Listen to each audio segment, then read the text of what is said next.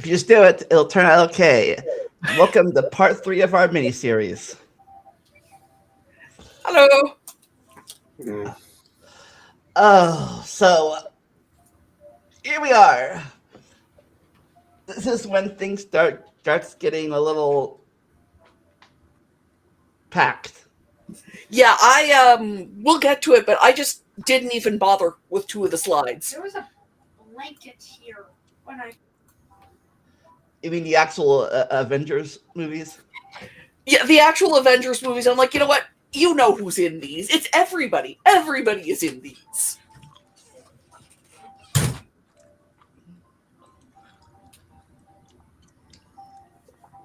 So what do we know about Phase 3? Going when this started back in 10 years ago now? Yeah.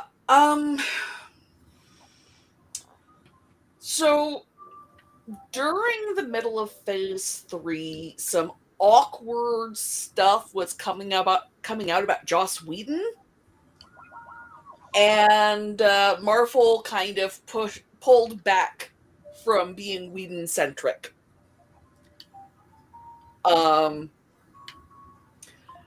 They started hiring a wider range of directors. As opposed to your standard handful of white dudes. I haven't been keeping track of the directors for my enormous database of Oscar and BAFTA nominees and winners. But if Ryan Coogler wasn't nominated for Best Director before now, he is now a Best Director nominated director. And this is where the casts start diversifying a bit more. The joke had been that there were MCU movies about 12 guys named Chris before we got the first one about a woman or a black person. Yeah, we'll get into the diversities, the issues people have with them, and all that stuff in a bit. Yeah. And the thing is, this is the part of the series where people started wondering, is this actually what I want to do for the rest of my life? So some of the plots start involving new characters because the question is, Robert Downey Jr., not a young man, what are we going to do when he's not believable as Iron Man anymore? Tony Stark, fine. Tony Stark keeps aging, but, we're not going to cram a 70-year-old man into that suit and have anybody believe it. Yeah.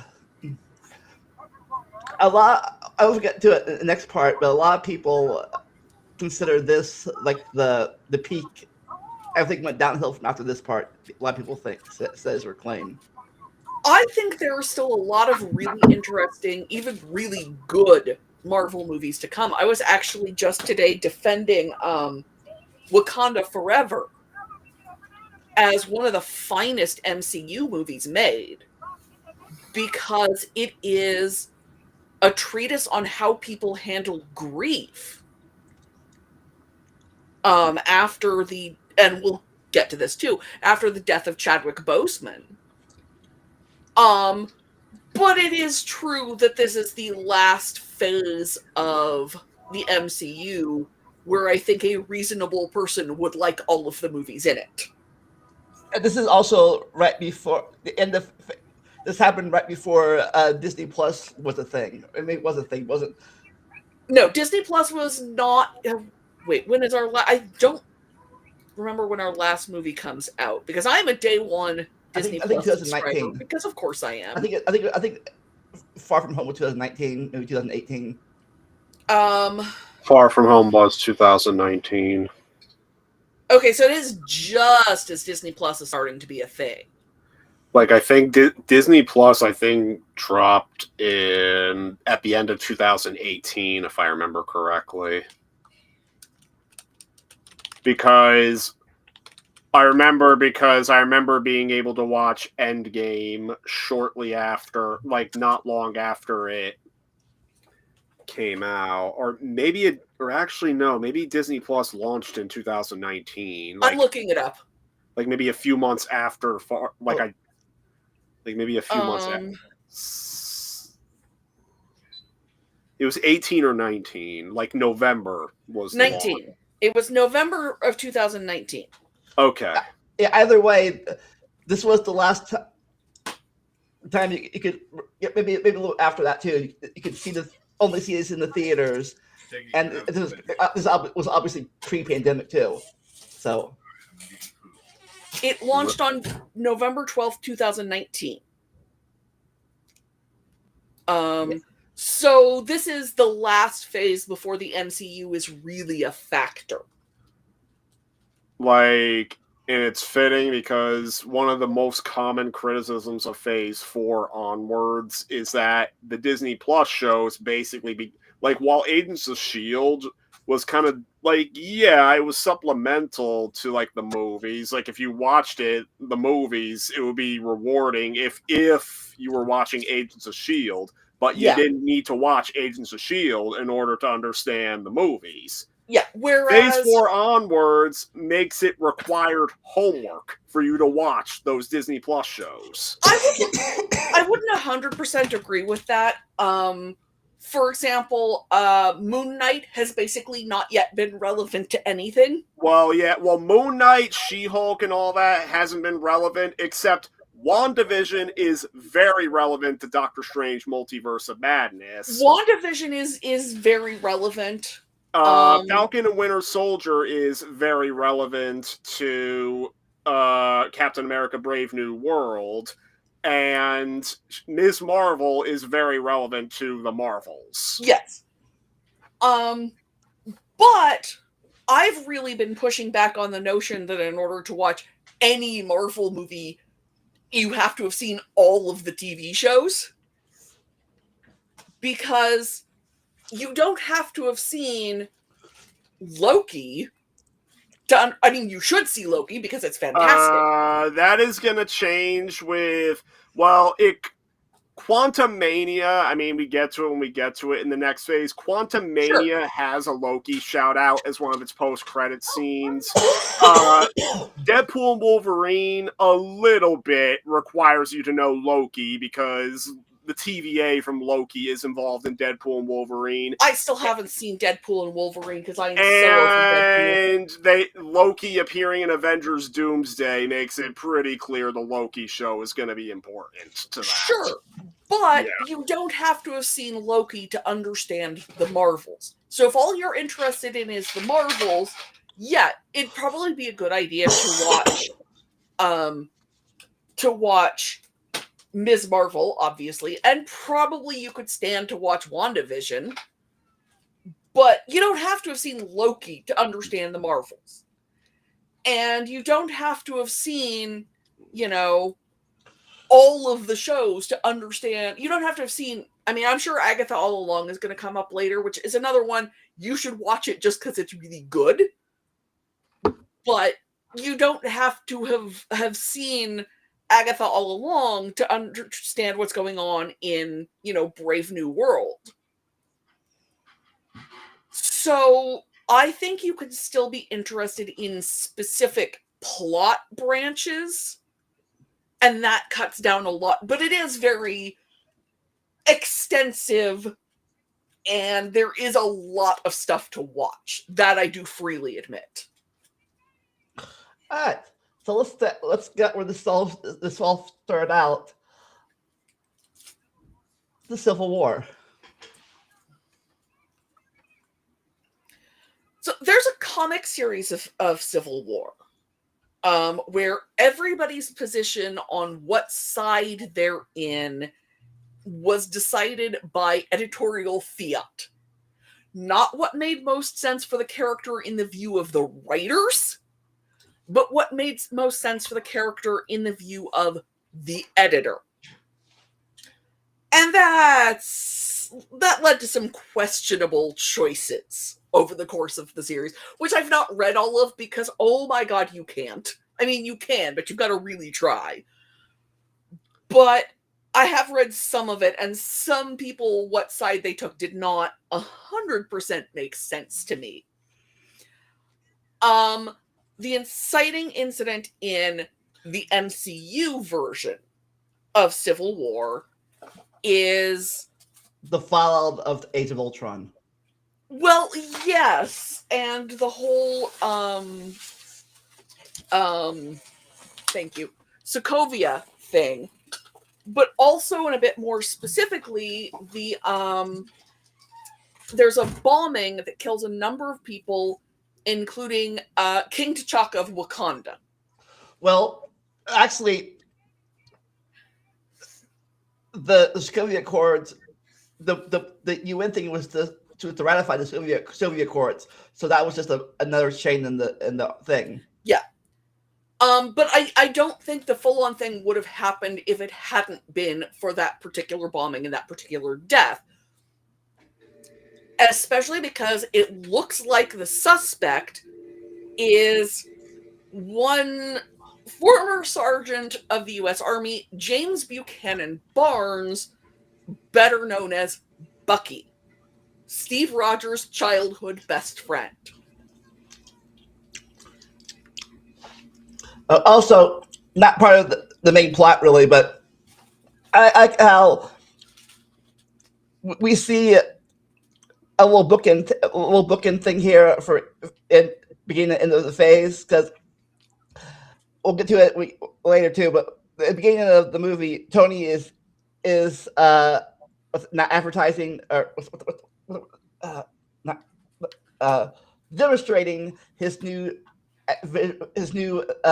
barf thing, the thing. His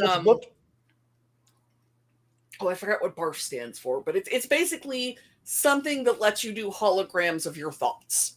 Yeah, and well, it's a bookend because the last phase, last movie of this phase brings that up again. Mm-hmm.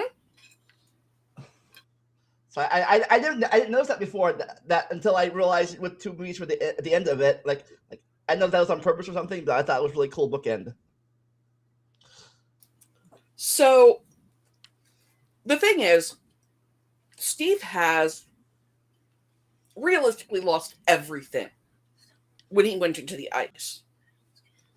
There's nothing. He's lost his best friend. He's lost his best girl. He's lost everything he knew, and he's in this new time that he has to completely come to terms with, and it's all weird and new and different for him. And one of the things in Civil War is he's keeping a notebook. He's got a notebook of what everyone tells him he needs to catch up on. Oh. And, some of the stuff is crossed off and some of it isn't, because there's only so much time. But when he thinks he's got Bucky back, he's willing to give up a lot for Bucky. Especially, this also happened right after Peggy dies. Yeah. Peggy Carter, Haley Atwell dies in this movie. And the thing is, here's where we get into Tony's father issues, which we see him actually trying to deal with, which is great, good for him, but also, he's projected a certain amount of them onto Cap, because Cap is someone his father really admired and talked about a lot. And he's becoming friends with Cap, but he's also still projecting some of his issues with his dad onto him.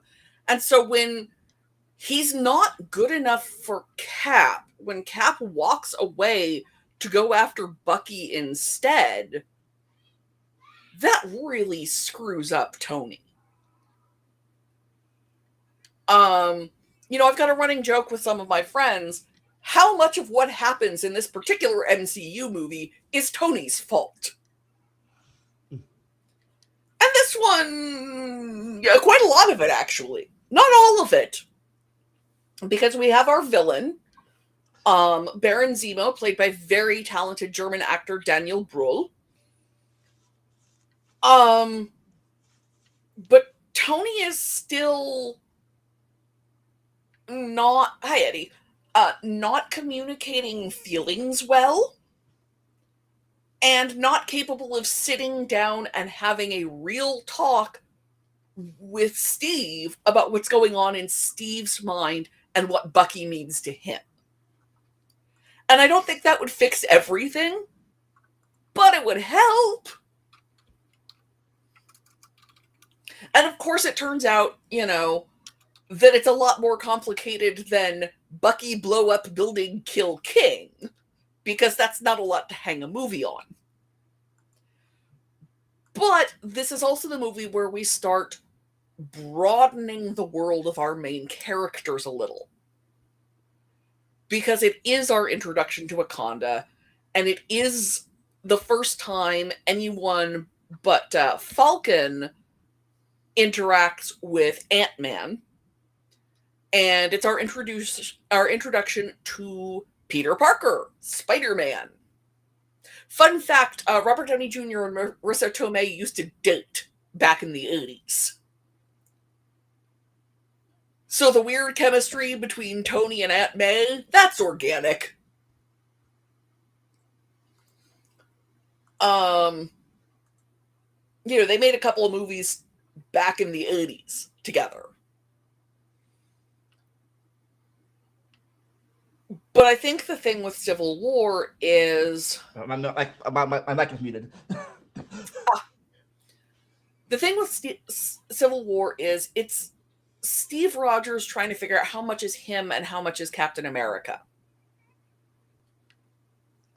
And also people are trying to kill Nick Fury a little, so there's that. Yeah. So, yeah. Oh. Yeah. Basically, the sides are... Well, before the Bucky thing happened, obviously... Tony thinks they should be held accountable for their actions, and Cap does too, kind of, but he doesn't want to be held on a leash to do good. That was the first part of it. That was the first... Before everything went to hell. Yeah, the thing is I kind of fall in the middle here. I do think some sort of registration is not a bad thing, but also they have just found out in universe that an organization they relied on and trusted for decades was full of Hydra agents. So who do you put in charge? So I get both sides here, unlike in the comic, which doesn't leave room. The thing is it's different in the comic because people in the comic still basically have secret identities.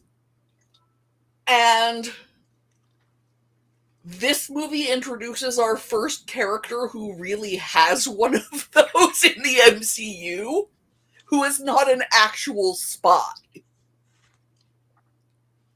Like, a lot of people know that Scott Lang is Ant-Man. It's not common knowledge, but it's not a secret either. But Peter is still hiding his identity. We don't know it yet, but like we learn in this movie, Aunt May doesn't even know that he is Spider-Man. Well, she generally doesn't until later. Well, no, but like in the MCU, that's not really a thing. So they could have let Aunt May know sooner. And it would have worked within the movie universe, even if that's not what happened in the comics. And this is where we also get to our first. Huh? This is also where we get to our first of the people's complaints. about Yeah. this. And that was Aunt May's too young to be Aunt May. And the thing is, she's in her 50s. It's just that Marissa Tomei looks really good for 50. Well, it's also that people age differently than they did back in the 1960s. Someone Marissa Tomei's age in the 1960s would never have worn sunscreen. Might have, I mean, I don't know if Marissa Tomei smokes or not, but a lot more people smoked back in the 60s. You know, there were a lot of ways that people just aged faster because of things we take for granted now. Also, you know, when I did the math, I was perfectly okay with Marissa Tomei as Aunt May because Tom Holland was the youngest ever Spider-Man. He's the first Spider-Man actor that's younger than I am. Well, not just that, but he's the first Spider-Man actor who was a teenager when he took. Who actually was a teenager, yeah. He's 19 in this movie. Which I have to say I'm a little bit awkward about. Especially because of the lip sync battle episode where he does Umbrella. Yeah, that kid was a dancer on the stage, and it shows. It shows in his Spider-Man too, don't get me wrong. But yeah. I mean, when it comes to Marissa Tomei as Aunt May, I was happy to see it only because my cousin Vinny was very fresh in my mind at the time, and I wanted to see Marissa Tomei in something more recent. Oh, so she is one of the many Oscar winners. She won an Oscar for my cousin Vinny, I'm pretty sure. Now, the ending of this movie, we got to answer a question or something. In the last Captain America movie, Winter Soldier, Captain America found out that Hydra killed Tony's parents. Now, the question is, did he know that it's the Winter Soldier that killed him or not? I think he said no, he didn't know it was Bucky, but I don't know. But he knew about the death. I don't think he knew it was Bucky. He knew that it was Hydra. I don't think he knew it was Bucky. Because I can't imagine him not telling Tony or not trying to talk about it with Tony.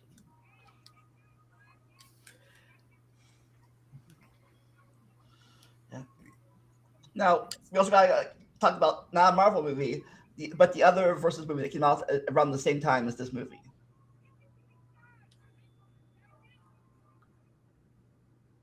Oh my god, Batman v Superman, huh? Yeah, because they were like pretty much back to back, I think. A few months of. Well, Batman v Superman came first by like a month, but yeah, people did not like that one. To me, it was another one of those examples of Warner's, excuse me,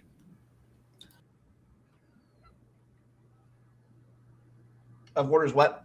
Warner's and DC trying to copy what Marvel is doing and screwing it up. Yeah. I think I've said this several times before, but I think the main difference was this here was built up to. The other one. Well, that was the problem with pretty much nearly every other attempt to do a shared universe, that they immediately wanted that Avengers level success. So they like immediately are trying to like they're not even trying to make the movies stand on their own. Instead, basically, they're working on making their movies a long trailer for theoretical sequels that are going to come after. Like the Tom Cruise Mummy was guilty. The DCEU was guilty.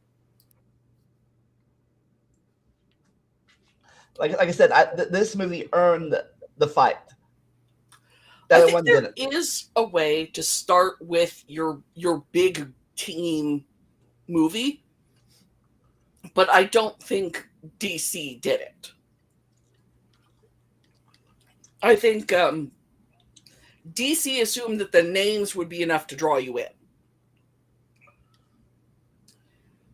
Especially and forgot.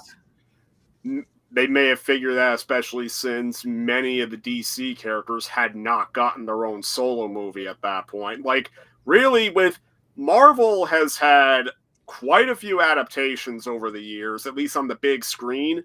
DC, really, all they had was Superman and Batman.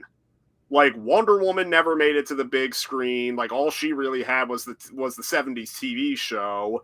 Green Lantern, there was the Ryan Reynolds one, but that one's not fondly remembered. Because it was bad. Yeah. Flash only had the TV show, only had like the 2 TV shows. Let's see. Aquaman never had a movie. Like, so many of the DC characters never had a big screen movie before the DCEU. Yeah, the only one in the canon at this point was Superman. That people did. Well, at least in the DCEU canon, it was one Superman movie, and then Batman v Superman not only is doing the highly touted Batman versus Superman fight, but they have to introduce Wonder Woman, and then they're putting teases for already going to the Justice League without any build-up. And this is also after like this. I could be wrong about this. I might be remembering, but I don't think the Superman movie before this one was even that well received. Well, Man of Steel is a very, very divisive movie. I rewatched it like months ago, and there's things it does well, but then things it doesn't do so well. It doesn't understand Superman as a character is its biggest flaw. Mm-hmm. It's very like, don't help people. Yeah, that is he's grown up being told not to help people, and that doesn't make sense. The stuff with Jonathan Kent in that movie is like, it was a choice, put it like that, and the Jesus symbolism is all over it too. Which, given that Superman was created by Jews, is something. Yeah, but needless to say, the Superman movie that came out last year, that was the movie Superman really needed. I still haven't seen it because I don't have a lot of time for like movies. It's pretty good. I've heard good things, but yeah. And then later this year, we're getting Supergirl, which is in the same continuity.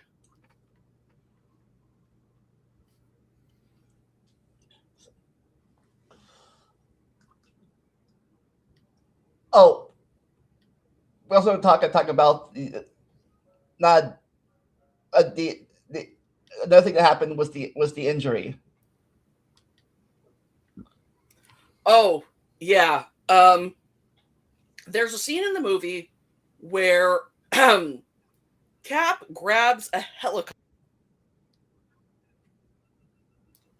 and holds it from taking off. And the muscles on that are all Chris Evans. Oh. That too, but huh? I was talking about Colonel Rhodes' injury. Oh, yeah. No, I'm talking about Chris Evans' on-set injury, because he tore a muscle doing that scene. But yeah, Rhodey's back gets broken in this movie. And that is That's a lot, because Rhodey has always been there for Tony, even when Tony did not deserve it. And so his back gets broken in the big battle between Cap and Cap's allies. Excuse me. And Tony is torn between it's Cap's fault and it's my fault. Which I will agree, little from column A, little from column B there, Tony. So that puts an additional weight on Tony going forward. Oh, two more things to reintroduce. We bring back General Ross, who's now Secretary of State. Yeah, his return, like, people were very confused that the 2008 Hulk was still canon because of Edward Norton's recasting with Mark Ruffalo and the fact that no other characters in the 2008 Hulk were appearing. General Ross appearing in Civil War, played by his original actor, William Hurt. That solidified that, yes, 2008 Hulk was still canon. Yeah, frankly, I didn't have room on the slide for He's a everyone. minor character, so you didn't have to put him there, so... No, but he's still important to the plot. Because he's the one that, like, kickstarts Accord. the whole Sokovia Accords thing, or, like, he's, like, a big proponent of it. But there was not room on the slide for everybody who's an important character, and I did not want to go to 2 slides. Like, I see that Baron Zemo's actor's not in there. Yeah.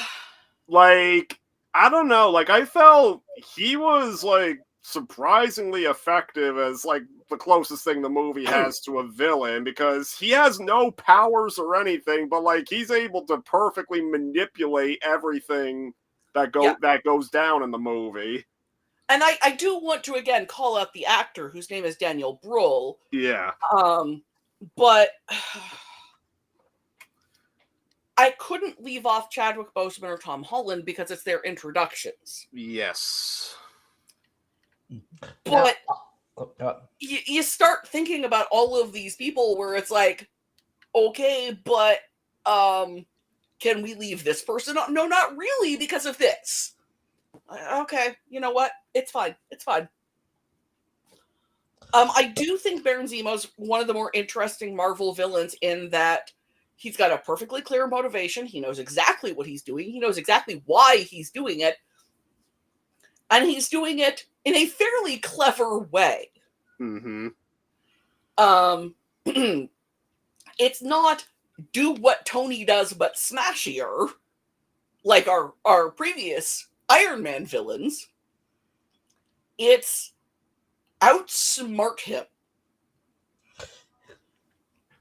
And yeah, like, again, like, he's different from his comic counterpart, but, like, the way, like, the way they adapted him in, like, it's just the execution of it, because this is just a normal civilian who's just out for vengeance, and he's just able to put all the pieces in place, and he succeeds in breaking apart the Avengers, basically. Oh yeah. And that's all he wants. He's angry, not incorrectly, because his family was killed in Sokovia. You know, he is Sokovian. His wife, child, and father were all killed when, you know, the city came crashing down. Mm-hmm. Yeah. But we also, in the first, after the three universes, is it we don't get Spider-Man's origin story in the MCU. Yeah, because this was just after the Amazing Spider-Man movies flopped, and, like, that's when Marvel and Sony began their deal, and they figured it was just going to be redundant to do his origin story again. Here's the thing. In my lifetime, up before this point, there had been, from the time I was in high school, 2 movie series and at least 3 cartoon series about Spider-Man. That's without going back to the Electric Company or the 70s Spider-Man cartoon. We all knew. Everybody knew about Uncle Ben. Everybody. You don't need Spider-Man's origin story. You know, they didn't in Phase 1 really give us the Incredible Hulk's origin story either. Because we know. They did kind of give it like a little flashback kind of at the beginning of the movie. Sure. But they gave frankly, this was a trick that the new Superman also used. Like, his backstory has an integral role in one of the plot points, but they don't do Superman's origin over again. Like, he's already in action, like, at the start of it. So they were kind of clever in how they incorporated, like, his backstory into it, but, like, it's not how they open the movie or anything. They don't take all the time to establish it. Well, and correct me if I'm wrong, but that's James Gunn. Yeah. Who also directed the Guardians of the Galaxy movies. Yes. So, not all of the Guardians... I mean, we eventually get an origin story for Rocket. Mm-hmm.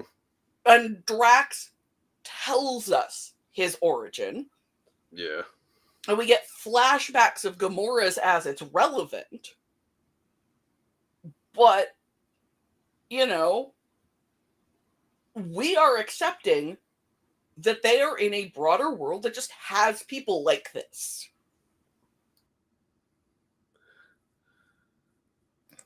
And we as audiences know what superheroes are. How did someone become a superhero? They did. Next question. Also, we do get, I don't know if we do get a connection to the comics here, kind of, a little bit. In the comics, but in the comic version of this, Peter eventually turned on Tony and joined Cap's side. And here, it's Natasha that turns sides. Well, I've never read the comics. Well, fun fact about the comics, actually, and it relates to me. The inciting incident that kicks off the Civil War in the comics, as well as the game Marvel Ultimate Alliance 2, which doesn't fully adapt the comic, like it does its own things too, but it like uses the comic as its framework. My hometown gets blown up. Oh. Yeah, in the comics, I don't remember where it's set in the comics, but a school gets blown up during a fight between some low ranking, I wouldn't say low level, but like fairly young and inexperienced superheroes and a kind of nobody supervillain. Yeah. Yeah, I'm pretty sure the high school that gets blown up is my high school. Congrats. Yeah, so anyway, that was like they recreate that in Marvel Ultimate Alliance 2, and it's even one of the trivia questions in the trivia game you can play. So that's like I felt fascinated. That's what I can say. Yeah, but yeah, regarding Spider-Man in the comic, so he's originally Team Iron Man, and like the whole thing with the registration is about the secret identities and everything. Well, yes. One of the big moments in the comic Civil War is that Iron Man has like a public display where Peter unmasks himself, like to show his pro registration support. Yeah. And then what makes him go Team Captain America is the exact thing, the exact reason why they have secret identities, because obviously everything gets screwed up for him. Now that everybody knows he's Spider-Man. That's just Spider-Man, that's what happens. But also, he's not real thrilled about the whole secret, prisons thing. Mm-hmm. Yeah. That's what I think that would turn him to eventually too, because but a lot of people don't know the story because this is the thing that led to the divorce, or not the divorce, but the rewriting history of Spider-Man that people hate nowadays. Oh, no, people hated it then too. One More Day, people hated it then. Because it's stupid. That's the one where isn't that the one Isn't that the one where they reveal that Aunt May's his biological mom or something? No, or that's the one No. where to save Aunt May's life from the bullet that Kingpin sent, they erased their marriage to MJ. They never got married. erase the Not marriage just to his Mary marriage. Jane. Oh, His okay. marriage and child. Like, he had a child. Yeah, they're like Peter. We don't. People want Peter to be happy and have Peter to be married and with a kid. People don't want that. Literally, Joe Quesada didn't think that comic book fans would be able to relate to a married parent as a superhero. As we see the new Ultimate Spider-Man shows up different to that. It's It was really, as someone who remembers One More Day, thank you, and is a comic book fan, it was really insulting. Like, I get grieving for Aunt May, but also he goes back to Aunt May not knowing that he's Spider-Man. And there had been this really beautiful scene. It is one of the most heartwarming pages in a Spider-Man comic ever, where Aunt May reveals she's always known. Right. Yeah. They're standing together on the observation deck of the Empire State Building. And she asks what it's like to go web swinging. And talks about how she had known, but she couldn't say she knew because he couldn't be afraid for her and this and that. And it's just so beautiful. And that's wiped out by the One More Day thing. It's so stupid. Yeah, So, have you seen? I mentioned this earlier. Have you read the? I don't know if you read it or not. The new Spider-Man series where he's an adult with kids, gets his powers later on. No, I haven't. It's a pretty popular comic now, and that shows they could have done it. Yeah, a lot of Marvel fans have a lot of things to say about Joe Quesada, and I am one of them. He's the editor who decided whose side everyone would be on in Civil War. Whether it made sense to the character or not. And I don't remember specific examples of where it didn't, but I remember reading a couple of comics at the time and going, wait, no? And he tried, and then Joe Quesada didn't have justification of who'd be on which side. He made the writers figure one out. So this person is on the pro-registration side. Figure out why. And people will be like, but he would, okay. So yeah, it was messy in the comics. And I think the movie version is actually a lot more logical about who sides where. Well, generally everybody agrees that the movie is like a huge improvement over the comic in general. It makes more sense. Yeah. Yeah, I'm not sure why Peter originally sided with Tony in the comic book, but we know why he sided, because he's like a technical hero to him. Yeah, well, he sides with Tony because he doesn't know what's going on. He's just a kid, basically. He admires Tony Stark, but basically the reason he goes along with him, more or less, it's just a chance to hang with his hero. And Tony shows up, gives him a suit, and takes him to Germany. That's why he's on Tony's side. He literally does not have time to think about it in the movie. You'll see it in, even in Spider-Man Homecoming, I mean, that's going to be something we cover in this one too, but that movie opens with Peter basically doing vlogs of himself as he's going on the trip to do the Civil War fight, and you just see how giddy he is about it, excited. He's so he has been friendly neighborhood Spider-Man swinging around in sweatpants, and suddenly he's hanging with the cool kids. Yeah, he's on Tony's side because Tony's one of his heroes. But I feel like if Cap had showed up and taken him away, he'd have been on Cap's side because Cap is one of his heroes and he didn't know what was going on. Hell, even in Civil War, he gets to have like a moment with Cap because, like, specifically, it's when they both find out they're from New York, and like Peter says, "I'm from Queens," and then Cap's just like Brooklyn. Yeah, no, it's great, and I love that they do this for the characters. You know, one of the other real distinctions to me between the MCU and the DCEU is character beats. Marvel doesn't assume that you already know everything there is to know about these characters. Partly that's because a lot of the Marvel characters were obscure before they were in the MCU. Like, the average person did not know who Iron Man was. I keep going back to this one, but it's true.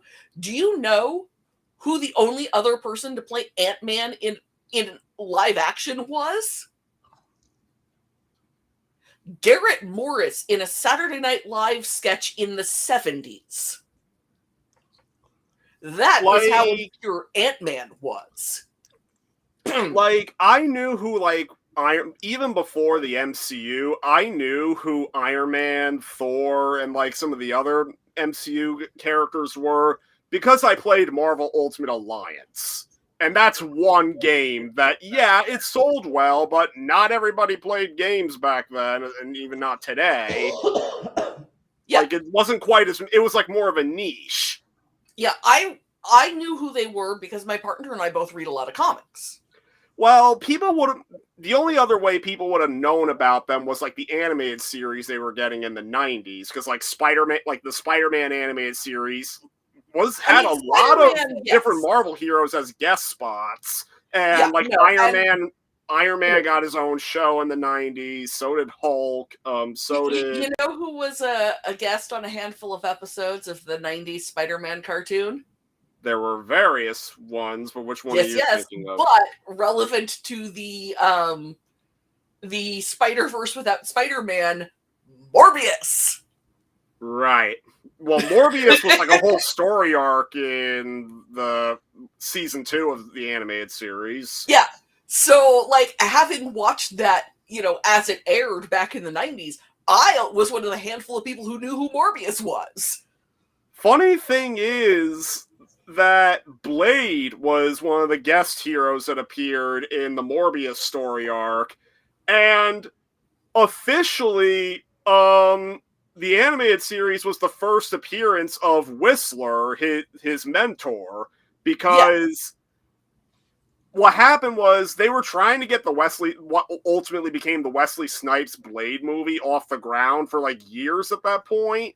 And Whistler was written specifically for the movie, but that movie was in production hell for a little bit, but the 90s animated series had the rights to use them. And they did. Yeah. So officially Whistler came first in the animated series. But like, of the characters who appear on screen right now, most people knew who Captain America was before the MCU.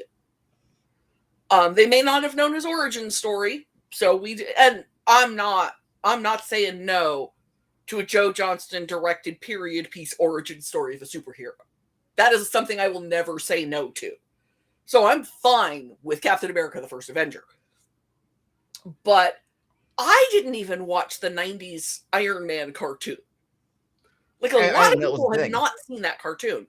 Most people didn't know who Black Widow was. I didn't even know it existed until JetX, that was a block on Toon Disney back in the mid 2000s. They were doing a marathon of that Iron Man cartoon specifically to promote the movie because it was brand new at the time.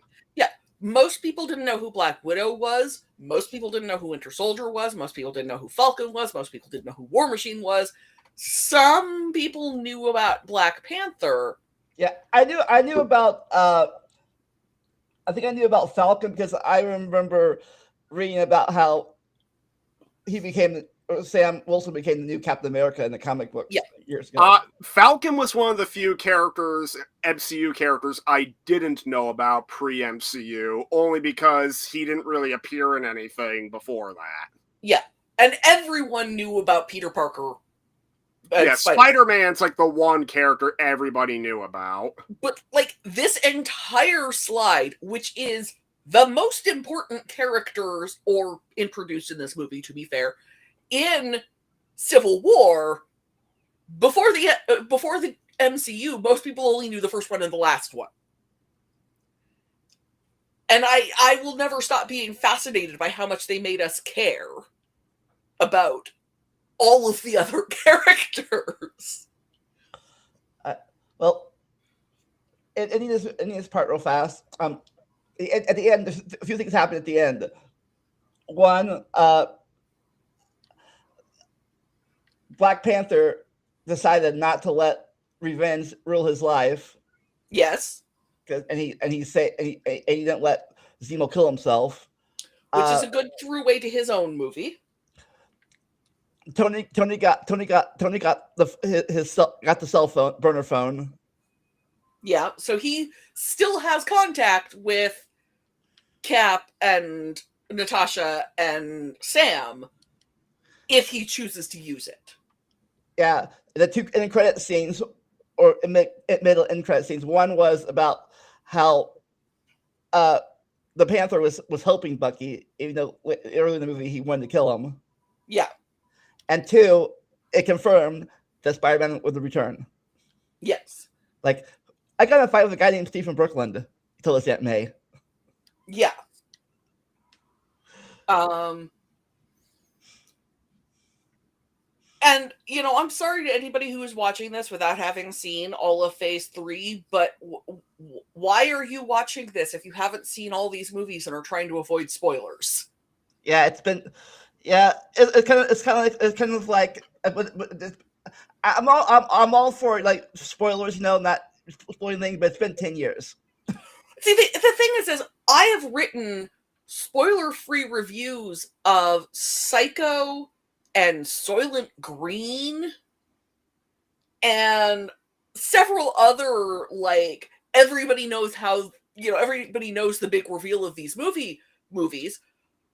To me, it's more, each movie in this leads into the next one. You kind of have to tell the ending in order to keep going with the series. Okay, I'm gonna get a spoiler right here, right now. You ready? The rosebud was the sled. I can even tell you how we know that was his last words. The butler was in the room. Anyways, let's go on to Doctor Strange. Yes. One of my friend Amanda's favorite movies because she really likes Benedict Cumberbatch. So, Doctor Strange, this leads to one of my favorite lines in the MCU when he and Peter are introducing themselves to one another and he calls himself Doctor Strange and Peter says, "Oh, we're using our fake names." But no, his name is actually Dr. Stephen Strange because Stan Lee shouldn't have been allowed to name characters. And he is a brilliant neurosurgeon. He's also an arrogant bastard. Mm-hmm. And one day he gets into a car accident while about being the car accident. I mentioned this earlier in the last movie. He gets a call about a colonel back injury. Yes, he gets a call about a colonel with a back injury, and he won't take the case, which ends up not mattering because he's not paying enough attention to the road, and it's a dark road, and it's kind of slippery, and he drives off the road. I don't know about that. We watching it today. Mm-hmm. I'm not sure if that thing was an accident or the other car hit him on purpose. It doesn't matter because he was looking at an X-ray while driving. Yeah, it's true. So he was not paying enough attention to the road, even if the other car, was going out of its way to hit him, he couldn't have avoided it because he wasn't watching what he was doing. Road safety tip. Don't look at x-rays while you drive. Don't look at anything while you drive. Well, look at the road. Look at the road, but not anything else. Yeah. Hell, when I was practicing, when I learned how to drive, I didn't like having the radio on. That freaked me out a little bit. I get more freaked out without it, which is fun when you're taking your driver's test and they make you have the radio off. Anyway,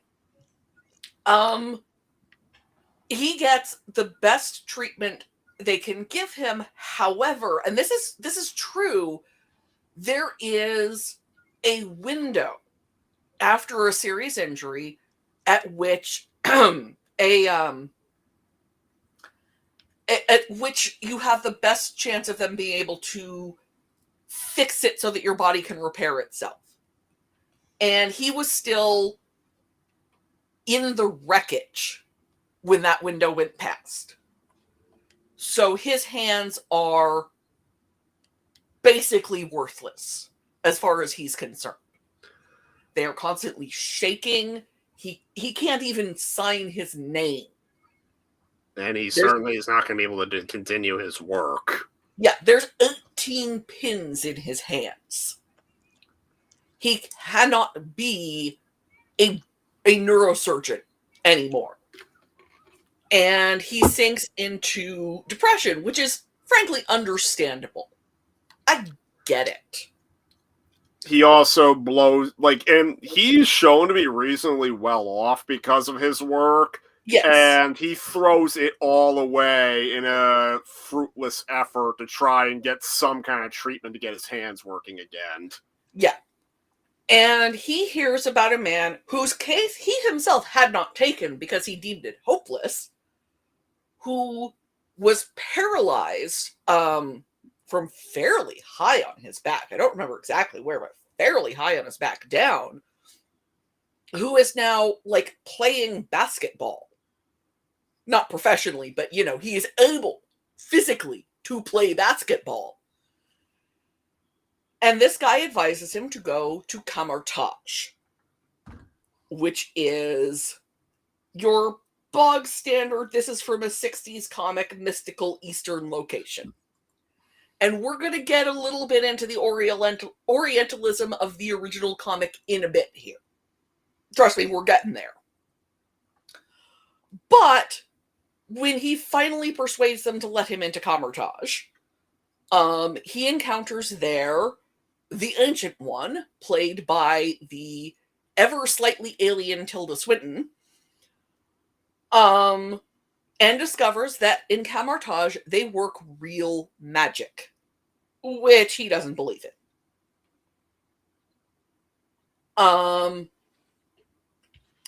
And eventually he discovers that actually it's real and he's really good at it. However, there is a former student of the Ancient One named Caecilius, played by Swedish, I think, actor Mads Mikkelsen, who is trying to make a pact with a being called Dormammu, who will end death in the universe. You don't have to know a lot to know that that's not going to work out the way he wants it to. Pacts with otherworldly beings are generally a good idea regardless, kids. That's another piece of advice that I am giving you from this movie. What with one thing and another, the Ancient One ends up dying, leaving the title of Sorcerer Supreme to Doctor Strange, who now has to fight Caecilius to prevent basically the end of the world. But a mystic end of the world this time, so it's different. Obviously he succeeds, or else we really don't have much more MCU. So the elephant in the room here is the Ancient One. Yeah, this is the second of the controversial people had. Yeah. Was this, we're talking about Aunt May, now the Ancient One. Yeah. And the thing is this is the same kind of issue we had in Phase 2 with the Mandarin. And I liked what they did with the Mandarin. The Ancient One... in the comics, the Ancient One is a very old Asian man. They even referenced it a little bit, like as a joke in this movie. Yeah, Doctor Strange thought that an old Asian guy was the Ancient One. And then, Tilda Swinton introduces herself. I know the casting of Tilda Swinton raised a lot of eyebrows. It's like, I'm of two minds on that. It's like, I get why people would have a problem with it, but at the same time, I thought she did good in the role. I mean, she was going to because she's Tilda Swinton. Yeah. Like, she's one of a handful of MCU people who I have never seen give a bad performance, even if the movie around them is an absolute garbage fire. Yeah.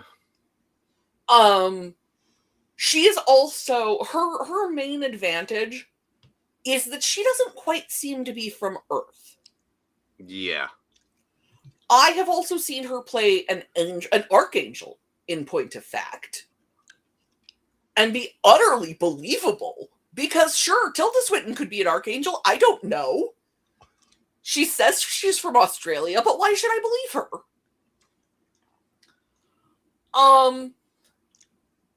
My stance on the Ancient One controversy is that there was no good way of doing it. Mm-hmm. They talked for a while about having an Asian woman instead of the, stereotypical ancient, Asian man mystic that reeks with colonialism, quite frankly. But they didn't go with an Asian woman because they've seen the internet. And they knew what the internet would do with a female Asian Ancient One. And I get that. I really get that. I am very, very glad that they didn't make the Ancient One a white man. Mm-hmm. Because that would have been the worst choice.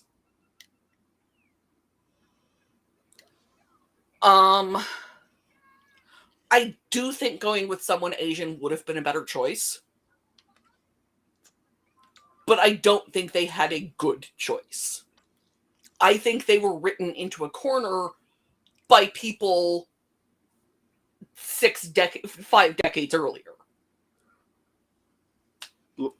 Like, with the casting choice, I feel like they made, like, at least with the type of casting choice, they did one, like, just Tilda Swinton, I just think, plays the part perfectly, like, for what they were going for. Yes. Once they made the choice, she was the best person they could have chosen. There was no other white woman who I think would have filled the role of the Ancient One as well as Tilda Swinton did. I just think that choosing to cast a white woman was possibly not the best choice they could have made. Mm-hmm. I do also think that the standout character from the movie is Wong. Ah, yes.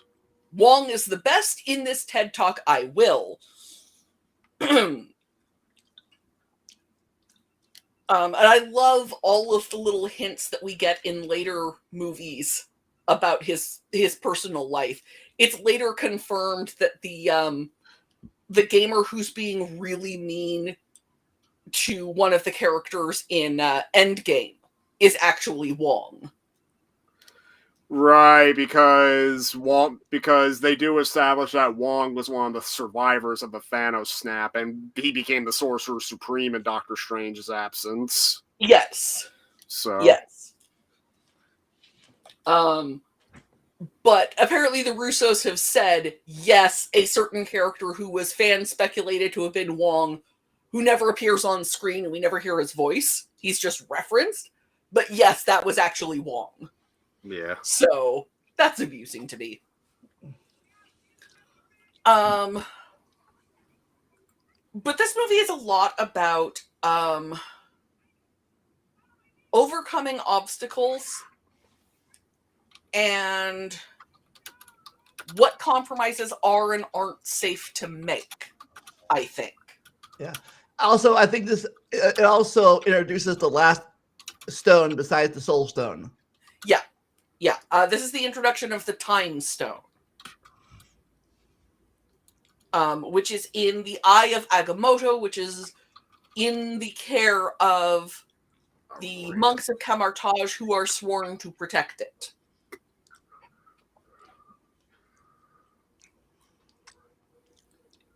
We also find out that Doctor Strange's cape is basically sentient. And it chooses him.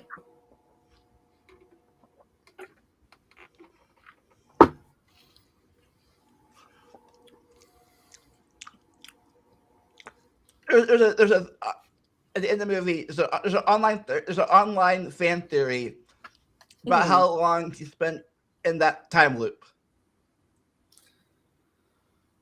I think there's an official answer, but I don't remember what it is, but it's a really long time.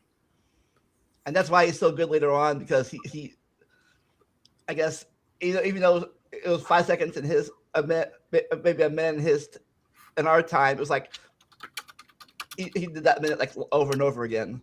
Yeah, Dormammu, I have come to bargain is a joke in some of my friend circles. A character that I didn't put on the slide because he doesn't fully justify it, because frankly I could never remember his character name, is the other neurosurgeon who isn't as good as Doctor Strange, who was played by Michael Stolbarg of A Serious Man. I love A Serious Man. I love Michael Stolbarg. I thought I would call him out just because he's so great. He's also in Lincoln. He casts a very serious vote, and he's in Boardwalk Empire. Oh, then also they showed a little preview of Thor at the end. Yes, yes. But other than that, and the mention of the Infinity Stone, at this point, Doctor Strange isn't really that connected. This is mostly a standalone movie.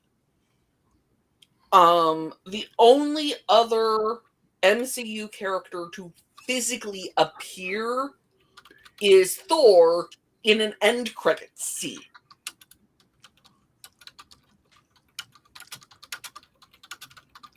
I said maybe that besides the callback to what might have been Rhodey in that. Right, but he, again, to physically appear, Rhodey is mentioned probably, but he's not there. You don't even see his X-rays.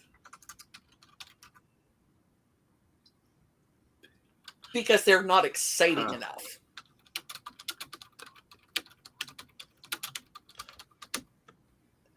But I like at the end. Where he made that joke in the wrong glass. He mentioned earlier. He said that they tell you the warnings after the spell. Yes, it's a badly written spell book, and that made Wong laugh, and that's why Dormammu's disciples were whisked away. Yes, but we now go to a funny movie, kind of. Mostly, yeah. This is another one where I did not have close to enough room on the slide for all of the important characters. So we start out with young Peter Quill, whose mother is dying. And he is abducted by aliens. But that's the first one, I think. This one, we see his parents dating. Oh yeah, no, we see his parents. We see his parents dating. We do see his mother dying. Yeah, with a de-aged. Kurt Russell. Yeah. It's weird. This is the first Kurt Russell movie and the first Sylvester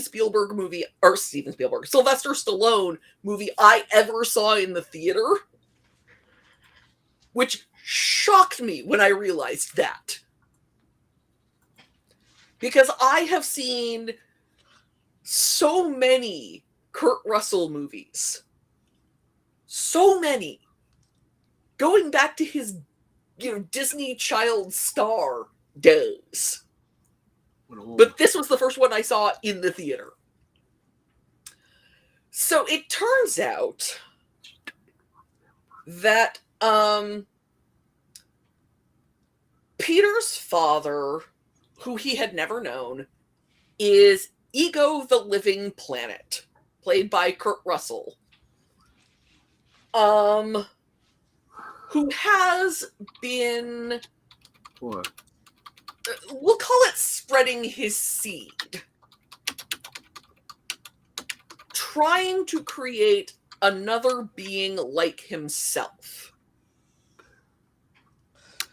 And he was paying Yondu, played by Michael Rooker, who didn't make the slide because too many characters,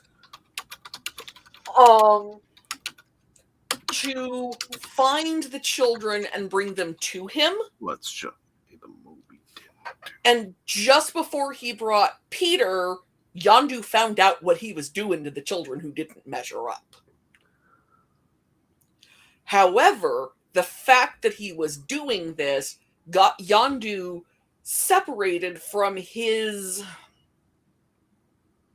I don't even know what to call them. His organization, let's call it. The Ravagers, who have not spoken to him since. One of whom is Sylvester Stallone. As it turns out, his character has a name, Stakar Ogord, who I just thought of as Sylvester Stallone. I like some of his movies. The man's not the best actor in the world. So Peter is actually what Ego wanted in a child. Unfortunately, that also means he will be able to help Ego basically wipe out all other life in the universe.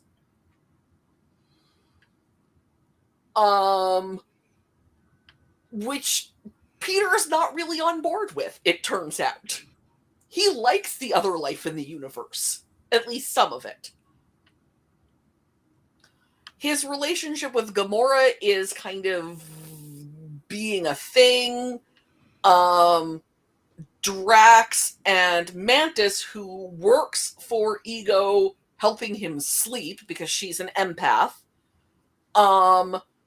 they have a weird, unpleasant to me relationship going. Especially Nebula is hunting... really, especially not now, but especially in hindsight when we find about who she is later on. Yeah. Nebula is coming after Gamora for their father because, Rocket and Yondu bond. Yondu's crew mutinies. And everyone who would have sided with him except for one is murdered. Well, because I think at the time he sided with the other people. Yeah, he switches sides. He's actually played by director James Gunn's brother.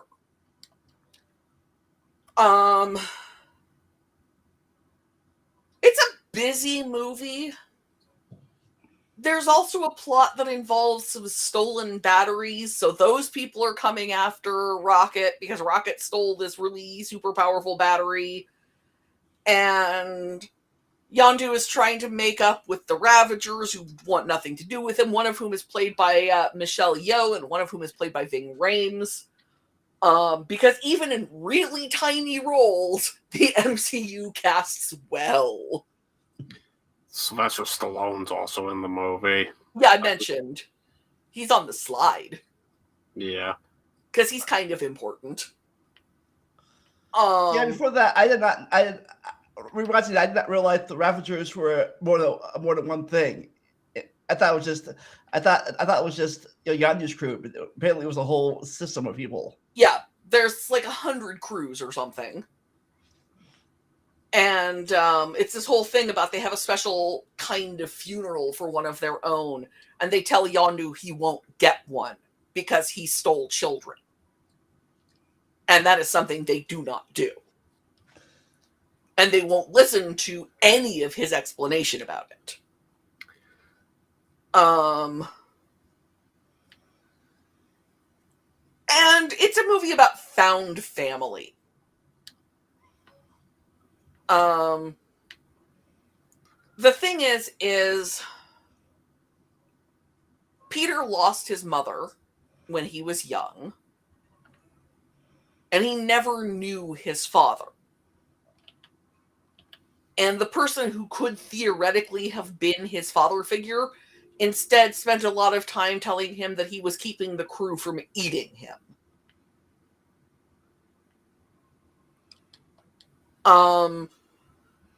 Gamora, her biological family was murdered, and she was raised by a psychopath with an adopted sister who she was always put into battle against. Drax's family was murdered by said psychopath. Groot is Groot. Canonically, incidentally, this is not the same Groot as in the first movie. He is a seedling. He is a different character. Rocket, we will find out more about it in Volume 3, but what we know is he's the only one of his kind. These are people with no one. And they find each other. That is the theme of Guardians of the Galaxy. And sometimes you just have to murder your toxic living planet father. And that's okay. Your possibly Mary Poppins surrogate dad is more important anyway. That man may have been your father, but he wasn't your daddy. Funnily enough, Michael Rooker was in a movie that I didn't see in the theater with Kurt Russell before. Which one's that? Tombstone.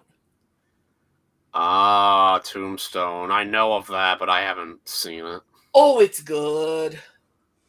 Oh. Like, I know of Tombstone for the strangest reason.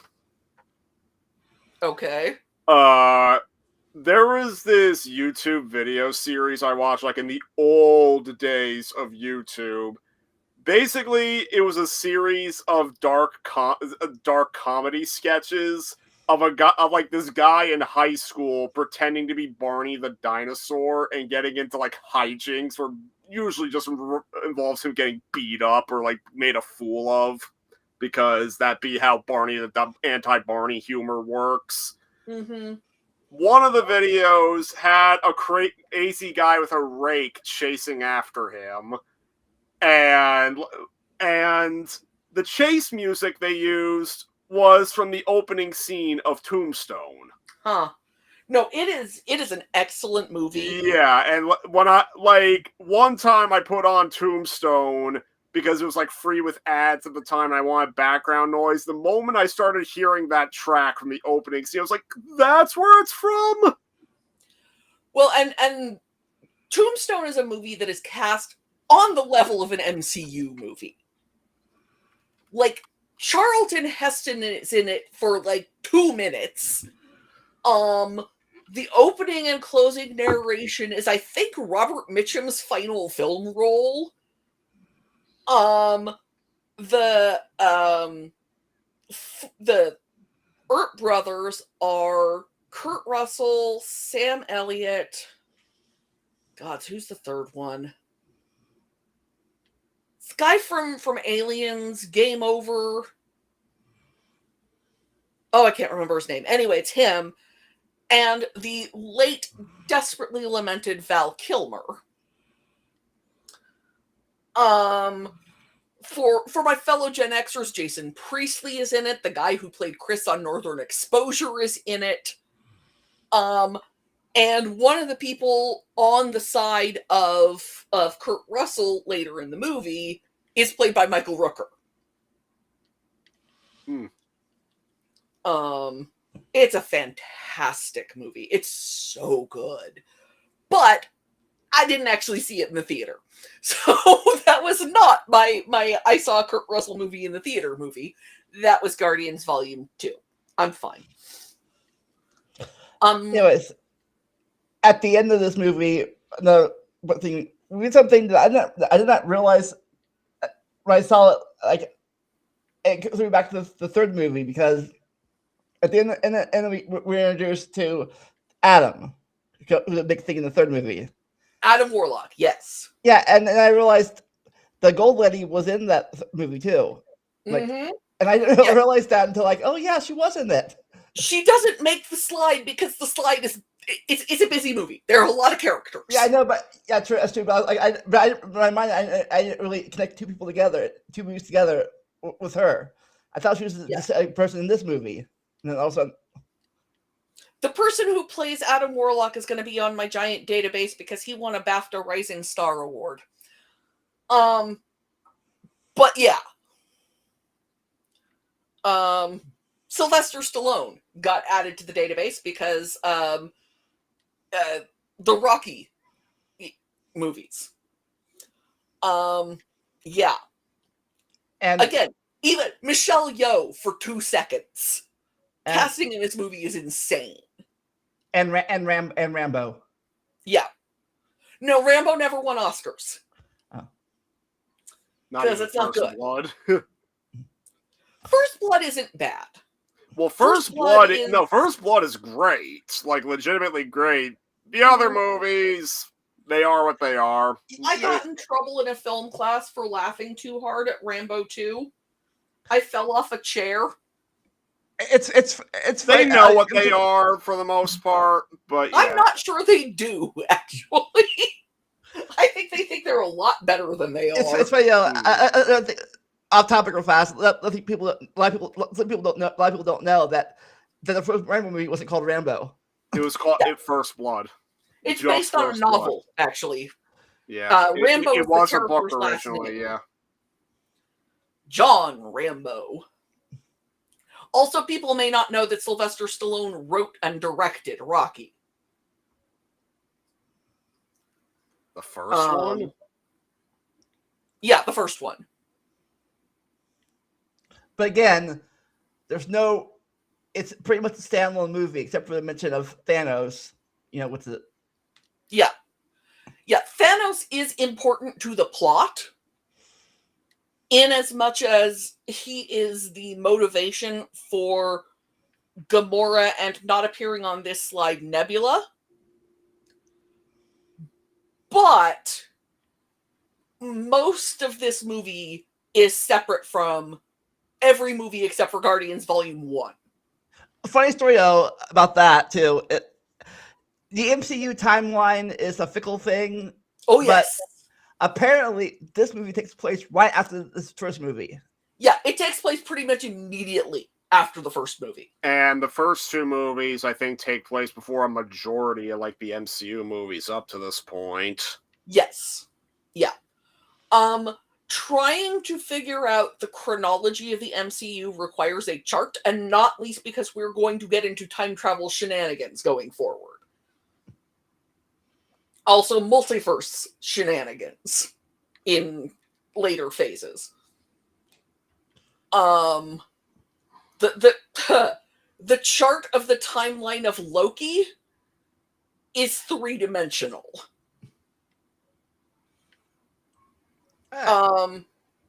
But yeah, this is Spider-Man: Homecoming. This actually was a candid shot of Tom Holland in costume. Yeah, we mentioned this. We mentioned this in the first part, Phase 1, but Spider-Man was not at this point. Still technically still not, but Spider-Man was not Marvel's property at this point. No, technically still no. He was technically still, for film rights, Sony. And that very much is still how it is today. Yeah. There was some filming issues, I think, before No Way Home, where Tom Holland joked that the actual subtitle of the next Spider-Man movie was going to be Spider-Man Homeless. Well, in the lead up to No Way Home's release, there was what happened was, in the lead up to after Amazing Spider-Man 2 underperformed, and in the lead up to Civil War, Marvel and Sony reached a deal to basically share the character. And before No Way Home's release, that deal was a little threatened at one point because they weren't happy with the conditions of it. But then they resolved it, and so far everything's fine at the moment. Frankly, I think they were expecting the Marvel Spider-Man movies to bomb and for them to get their character back.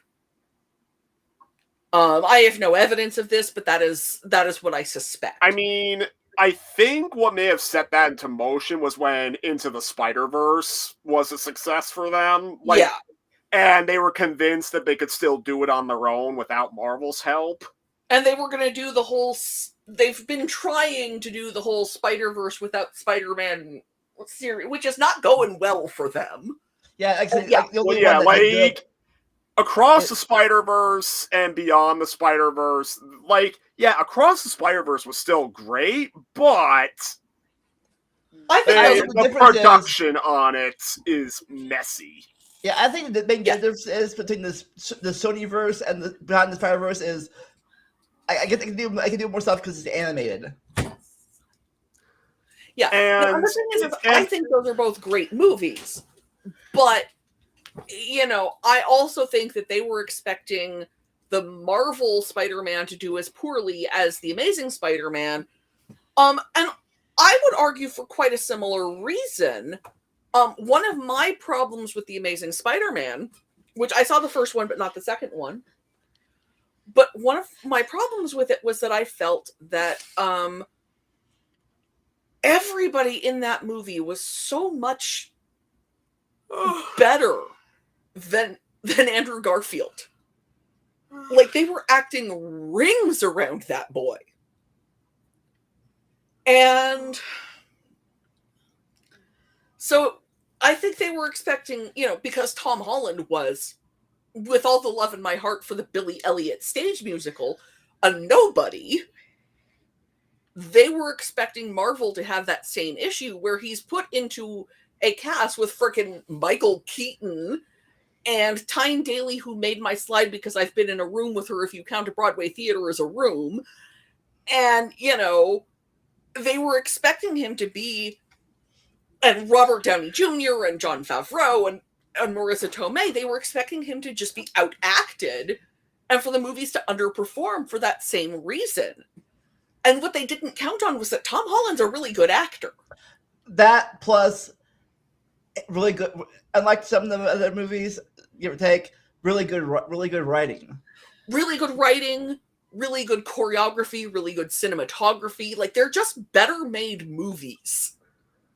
And the big reason why Spider-Man Brand New Day has taken so long to come out, my understanding was Sony and Marvel were very much butting heads on that movie. Marvel wanted to stick with No Way Home's ending where Spider-Man's now in a new status quo where he's very street level, that friendly neighborhood Spider-Man. Whereas Sony wanted another No Way Home. Yeah. No, and I wouldn't be surprised if that, and we'll get to that when we get to that. But the thing is Tom Holland was a gamble. And honestly, Marvel hadn't gambled on a lead actor in a while. Since RDJ, since Tony. Well, no, I'm thinking more since like Chris Hemsworth and Chris Evans, because Chris Pratt wasn't a big name, but he'd been around. Well, and Benedict Cumberbatch. Chris Evans has been around. Only thing Chris Evans was known for before that was Fantastic Four. Chris, not Fantastic. The Tim Story Fantastic Four movies. Yeah, well, and he'd done a couple of other movies before then, and he was kind of a lesser known actor in those days. But like Chris Pratt had a successful TV show, and Benedict Cumberbatch is Benedict Cumberbatch. Sherlock Holmes. Yeah, well, no, not just, because I was looking at his BAFTAs, and he had a career going back a solid 15 years of really acclaimed stuff when he was cast as Doctor Strange, also Sherlock. And Paul Rudd has been around since I was in high school and not aged a day since then. He looks practically the same in Ant-Man as he did in Clueless. It's amazing. So these were established actors. And Tom Holland was 19 and had done the Billy Elliot Broadway musical. Well, West End, I think, but still. It was a gamble that he was going to be able to hold up a tentpole movie opposite, friggin' Michael Keaton as the villain. By the way, Michael Keaton's excellent as the Vulture. Oh, he's so good. I'm not going to say I've never seen Michael Keaton be bad in a movie, because I have. Not in a long time, but I have. But, well, he's not good in Jack Frost, but I don't blame him, because no one could save that script. But also that movie is from, the 90s, and God doesn't look it. Yeah. To the point that the snowman in Jack Frost looks more like George Clooney than Michael Keaton, because they initially cast George Clooney and he went off and did Batman and Robin instead. That's the era we're talking about. That is some irony for you too. Oh, I know. My feeling is if you ask George Clooney today which movie he'd rather have made, he'd say, "Can I have a third option, please?" Yeah, I think I mentioned this in an earlier episode. I forget when it was, but the good and bad balance. Which is worse, bad writing and a good actor, or good writing and a bad actor?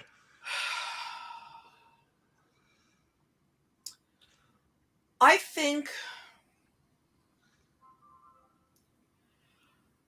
good writing in a bad actor draws more attention to itself. A good actor can fool you that the writing is better than it is. A bad actor draws attention to how good the writing is and how bad a job they're doing with it. Really listen to the dialogue of Star Wars: A New Hope sometime. Mm-hmm. Or as Harrison Ford put it, you can write this stuff, George, but you can't say it. That's the big reason why Alec Guinness had to be paid truckloads of money to come back to the sequels. He once agreed to sign someone's Star Wars memorabilia provided they promised to never watch the movie again. He had real feelings about those movies. Yeah, he went to his grave hating that he was remembered most for the Star Wars movies. Yeah, no, and it's hard for me to blame him looking over his career. But the thing is she didn't get nominated for the first ever Best Casting Oscar, which I'm sad about because she's amazing. But there's a woman named Sarah Haley Finn. And what Sarah Haley Finn has been doing for the last, 15 years, 17 years, is casting the MCU. And she has been doing just phenomenal work at it. And I admire her desperately. Because, okay, Zendaya had been around before this point. But almost all of these kids were nobodies. And even with Zendaya, I feel like this was what really kickstarted her movie career, because before this movie, the only thing I knew her for was a Disney Channel sitcom. Well, yeah, she's been doing Disney Channel stuff. Yeah. But that's still being around. Yeah. But, I don't like bringing these movies up for obvious reasons, but the woman who cast the Harry Potter movies died last year. Hmm. And that is another casting director who I don't think gets talked about enough, because it turns out all of the kids she cast in major roles could really act. Like, there are a lot of things to say about those movies, but the acting is not, or, the casting is not a complaint you can have. And it's the same with the MCU, in my opinion, at least. These are some amazing performers. Even the kids that you basically haven't heard of before. And here, also, I went to forget. This is all that I mentioned before. This is the third of the major, at the time, the major controversial casting choices. And that was MJ. Yeah. Well, and at the time, she wasn't supposed to be Mary Jane. She was kind of supposed to be a new character. And then at the end of the movie, she has them call her MJ. And then you find out that her name is her last name is Watson. So they kind of morphed her into Mary Jane Watson. Yeah, but at the time, even today, people like, MJ isn't black. She doesn't. Where's her red hair? Where's this? Where's that? Yeah, and the thing is she doesn't resemble any comic version of Mary Jane Watson. And in my mind, she is kind of a separate character because her name isn't Mary Jane. Her name is Michelle.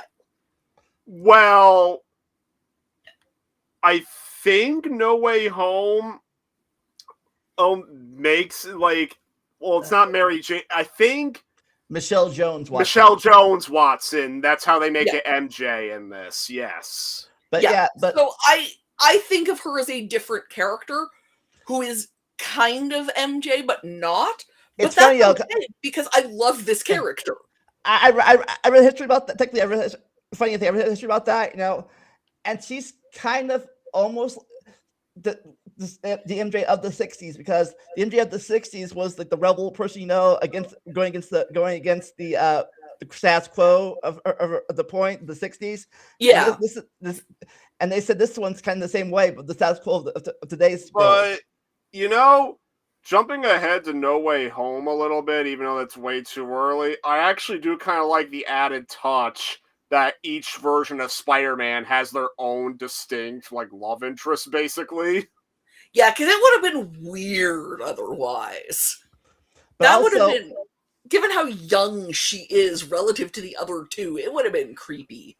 Well, there is a joke in the movie that makes reference to that, where Toby and Andrew have one of their brief interactions, and one of the few hints you get on what Toby's been up to is that he and MJ are figuring it out, and then Andrew gives him a funny look, and then Toby has to specify, wait, my MJ.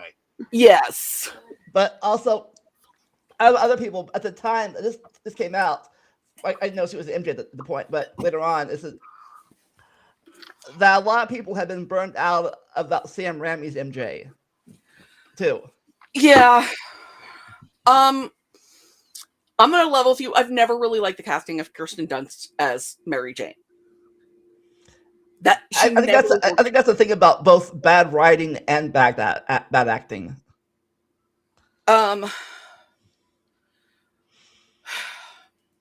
I have a lot of feelings, and I'm not really going to get into them at this point because they're not really relevant. Yeah, But she never worked for me in the role, and I've always felt she was miscast, and I never felt she understood the character. And I think understanding your character is, like, not in a method actor, what's my motivation kind of way, but, like, she never really seemed to understand what she was doing. Also, but again, also, I think the part of it was the writing too. Yes. Yeah, she was poorly written in those movies. And I like those movies. Well, I like 2 of those movies, but she was poorly written in those movies. But again, this was, I think this was the third, maybe not the final strike, but this was the take 3 of the Spider-Man. Yeah. And I think this hit it off.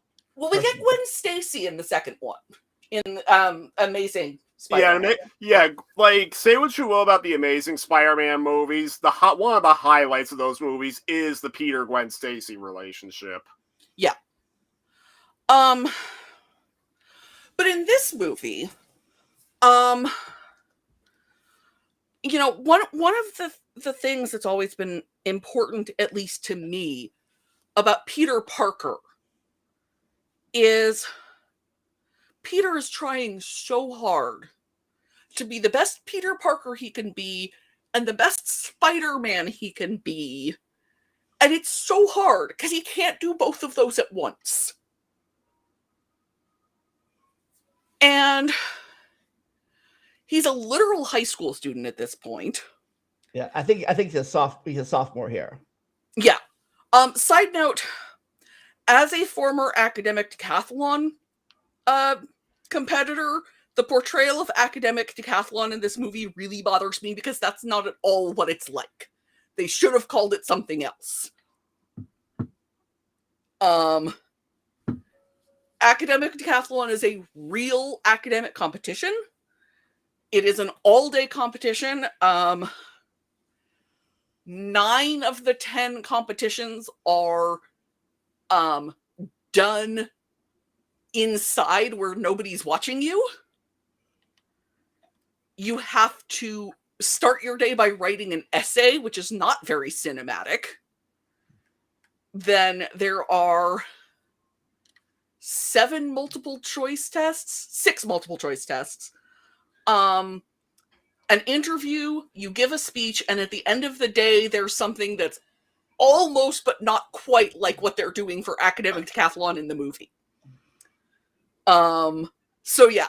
So I wish they'd call that something different because it's not academic decathlon and it really bothered me. And everyone else who's been in academic decathlon gets it. Anyway, I had to say that or my former coach, Mrs. Nicholson, would have said stern words at me.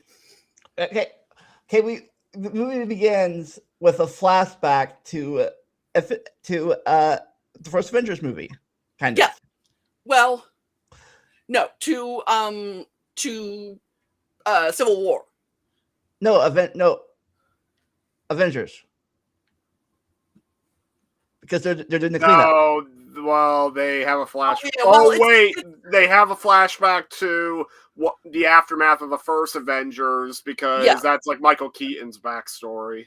Yeah, he got a contract to clean up after the Battle of New York, and then got canceled, and a government agency led by Tyne Daly is going to be doing it instead, but he's overextended himself to handle the contract, and he's going to be ruined. But a bunch of his guys have a bunch of alien tech that they are then able to convert into all sorts of useful weapons and sell on the black market. Also, we get later retcon. It says 8 years. I guess 8 years later. It's really not that long. I don't remember. And then Peter gets hauled off to Germany, and he's vlogging the whole thing. And Happy's like, "Who are you planning to show this to?" And he's like, "No one. It's just for me." And Happy is, Happy's older than I am, so he's not there for this. And he gets told he's got he's got a Stark Industries internship, which Peter takes to believe means he will be called at any time to go off and fight bad guys with Iron Man.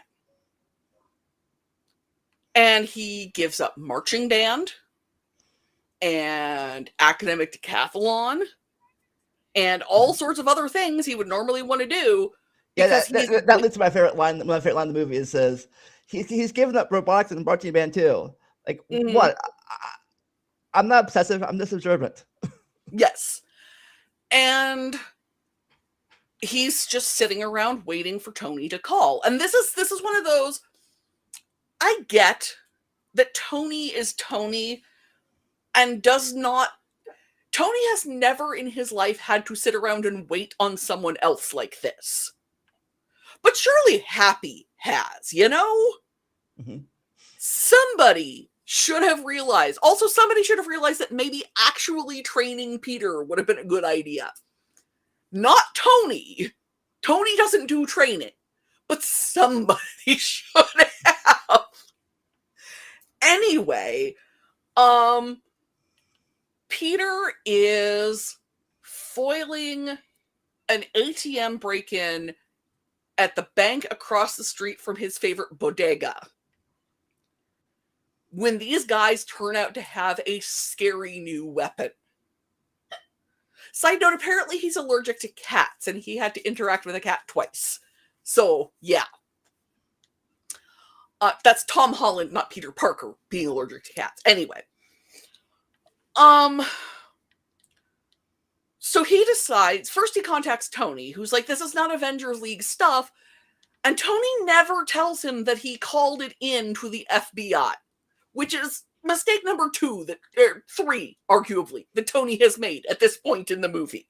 And he's not even a major character. So, how much of the MCU is Tony Stark's fault? Quite a lot, really.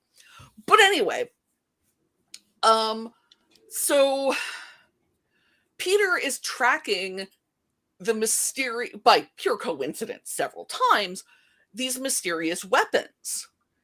And he interacts with Donald Glover, who, didn't make my list because he's on screen for like 5 minutes and the slide is not big enough. But Donald Glover's character in this is Miles Morales' uncle. Yeah, he's meant and to. I think he's meant the to play. I heard it's not until Across the Spider-Verse that they show Across the Spider-Verse has a cameo from Donald Glover in the Prowler suit. And I also heard a rumor, at least, that Donald Glover was the reason there's even a Miles Morales to begin with. Because he wanted to play, I heard a rumor that he wanted to play Andrew Garfield's role in the last Spider-Man movie. I mean, I wouldn't be surprised, but I don't know. The thing is the MCU started diversifying simply because not the MCU, but Marvel Comics started diversifying decades ago because they started realizing that there are more than just white dudes walking around this earth. And making the new Spider-Man in the Ultimate series black was just kind of, maybe we could have a black character, as far as I know, but it could be Donald Glover. Like, I think Donald Glover was one of the catalysts for them wanting to do Miles Morales, but... Yeah. But either way, he gets a nice little cameo, and I love how he's like, you've never done this before, have you? To Peter. Like, you need to get better at the interrogating part. But Peter nearly sinks the Staten Island ferry. But before that, we get his first of the reveals. He reveals his identity to Ned by accident. Yeah. Well, Ned sort of happens to be in his bedroom when he comes in from Spider-Manning. And it's hard not to notice that Peter is on the ceiling. And Ned wants to be his quote-unquote guy in the chair. which I choose to be an Oracle reference because I like the character of Oracle, even though she's DC.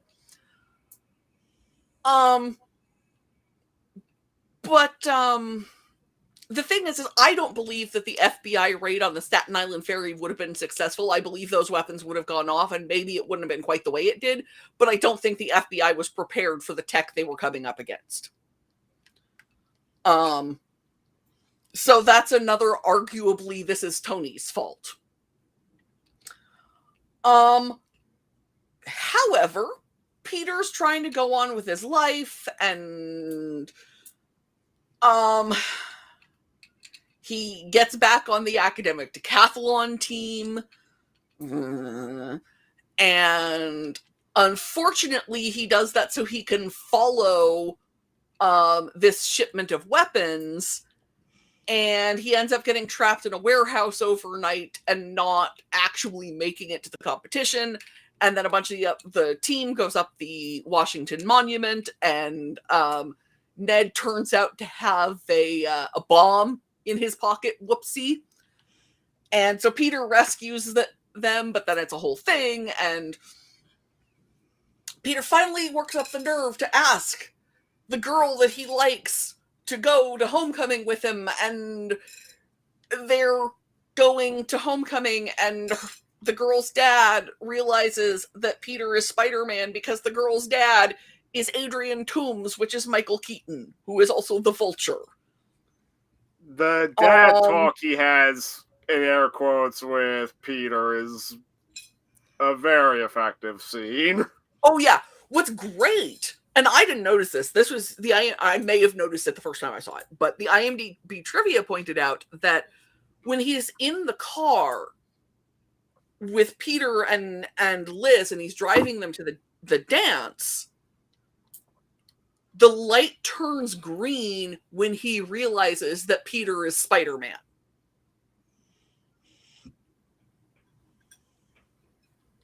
Which it's very effective filming. It's a little bit cliche, but you know what? It works. So, battle. Toomes ends up in prison. Liz and her mom moved to Oregon. Oh, back up. I think we get the one that not as important as the responsibility thing, but we get a good line. I think people know this. If you're nothing about the suit, well, you're nothing about the suit, or you're nothing, or I forget how it goes. If you're nothing with the suit, then you don't deserve the suit. Which is what the connection I made with that was what Tony learned in Iron Man 3.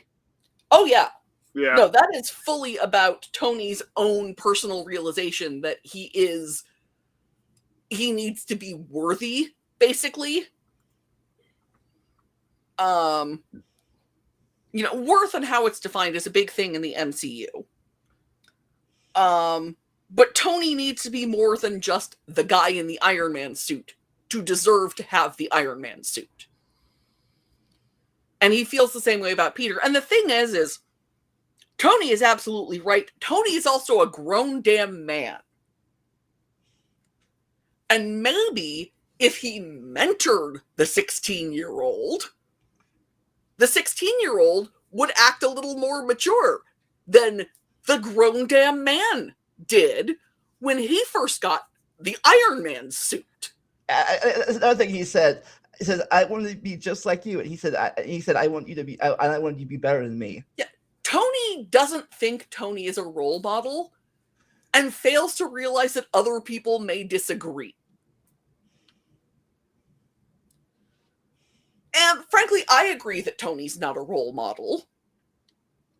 But also, I know that in universe, a lot of people might not see that. We as the audience see a lot of Tony's screw-ups that the rest of the world would not, in the MCU, be privy to. They don't know how much of the last 10 years of their history is from Tony screwing up somewhere. this is another. Let's get back to another controversy people didn't like about this. People complain about the Spider-Man movie. Is a lot of Peter's enemies is Tony connected? Yeah. Well, I mean, that does go back to our theme that everything in the MCU is Tony Stark's fault. But also, like, it makes sense. It's kind of hard to picture your average high school student, even with superpowers, attracting the attention of some of these villains when mostly what he does with his time as Spider-Man is, like, stop people from robbing bodegas and stealing cars. Like, the Vulture is out of his pay grade as a friendly neighborhood Spider-Man. Yeah. And the funny thing is, Tony thinks Vulture is below his pay grade. Yeah. And first off, that's really short-sighted of Tony. Tony Stark? Short-sighted? But yes. Because those weapons elevate whoever's hands they're in to someone who is a maybe not a full-on, like Loki level threat, but there are a lot of villains that Tony himself has gone up against who are the same level of threat as somebody who's got their hands on those weapons. And the other two Spider-Man villains that appear in this is the Scorpion and the Shocker. Yeah. And I didn't put them on here because they're fairly minor characters, and again, that's a full slide already. And I had to put Ned because, Ned continues important for 2 more movies. And there's some interesting implications about him in No Way Home that we'll get to when we get there. Yeah. And Liz is important to drive the plot, and you can't leave off Michelle. Even though she in this movie she's a very small role, very very simple role, but she's still. Yeah, and you can't leave off Flash. And I've been in a room with Tyne Daly. If you count a theater on Broadway as a room. I saw her as Mama Rose in Gypsy once. What character does she play? Huh? Who's She's the woman who runs I can't remember the name of the organization, but the people who are doing the cleanup. Oh, okay, the one that tells him. Yeah, the older woman who comes in and shuts Michael Keaton down, that's Tyne Daly. Okay. Yeah. I knew she had a name. Yeah, I didn't realize she had a name either. Her name, as far as I was concerned, was Tyne Daly. You might remember her from Cagney and Lacey, or Judging Amy, which is a fun show. I don't remember a character name. I thought she was just like the Dodge lady. The Doge lady. Yeah, every once in a while, I ran into somebody who I'm like, oh, they had a character name. Oh, okay. Michelle Yeoh's character in Guardians Volume 2 has a character name, and she's on screen for literally like 30 seconds. It's amazing. Yeah, but you said earlier, basically, most of the movie is but it's kind of the reverse in later movies. It is Peter thinks he could be famous, all that stuff. I only do Peter Parker stuff, high school stuff. I'm going to be an Avenger, man. I'm big time. The thing is Peter is a 16-year-old who was suddenly pulled out of high school and taken to something way above his pay grade and then dumped back in high school. Yeah. Also, I like Tony says where he said, I went off face to face with Captain. You think that's good? I went off against Captain America. And he's like, kid, if Cap wanted to, he could have. Yeah. Like this was a good guy facing a good guy. They weren't gonna. They didn't pull punches, but they weren't going to kill each other if they could help it. Yeah. Now the thing is, real villains. Is like in Germany in the airport battle. Nobody actually wanted to hurt Peter. Peter, I'm quite sure, didn't actually want to hurt any of those people. Like, can you imagine how Peter would have reacted if he had actually hurt Captain America? By the way, the video that Peter has to watch in gym class, and the gym teacher's like, I'm pretty sure this guy's a war criminal now, so, yeah. I love that bit. I also love the end credit scene where we see like 6 of them and Cap going, how many more of these are we doing? It's fantastic. It's a very Cap moment. I love it. But, you know, this is the first Spider-Man movie that has really gotten that Peter's in high school. And he basically isn't for most of the Tobey Maguire. You know, he's in high school for like, I don't know, 20 minutes of the first one. And then with Andrew Garfield, he's in high school for the first movie, and then he graduates at the start of the second one. Yeah.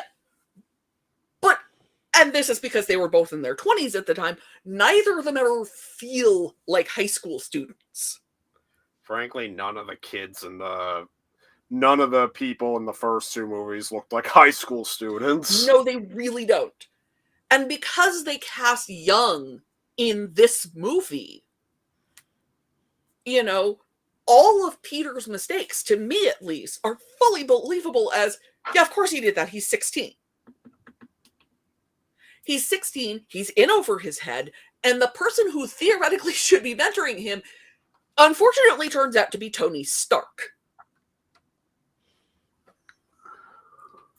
Like, this entire movie could have gone so much differently if Tony had told him there was a training program in the suit.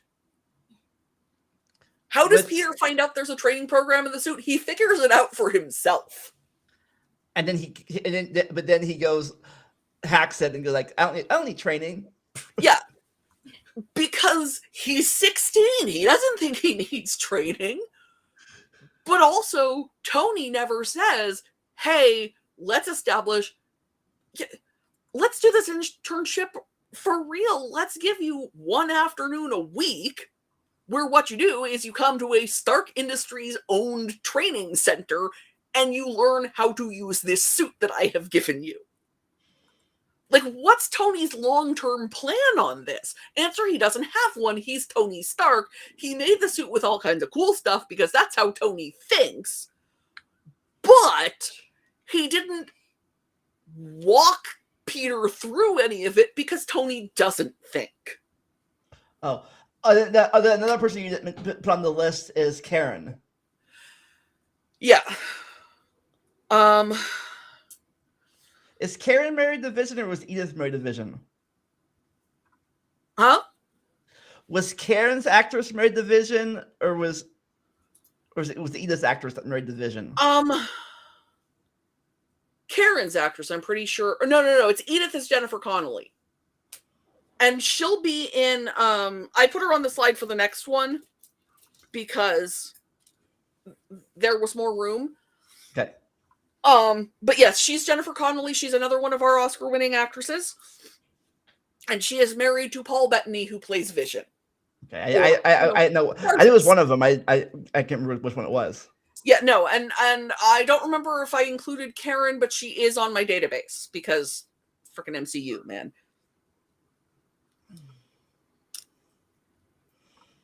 Yeah, but anyways, he goes, he realizes, and then he dumps Liz at the dance. Yeah, he leaves Liz at the dance because he realizes he's got to stop her father. And he has to do it right then for reasons. It makes sense in context, but it does mean ditching Liz at the dance without telling her, you know, hey, your father just threatened to kill me in the car just now. Yeah. And he does it in his old suit. Yeah. Because Tony took back the new one. So he proves himself worthy of the new suit. Oh, and then I got to say my other favorite. This movie had a lot of good lines. And one of them says, what are you doing here? It's a dance. I'm watching porn. Yeah. No, and the thing is there's a lot of snappy patter in this because it's a Spider-Man movie. You have to, but it feels really organic. It doesn't feel like Peter's got a team of writers.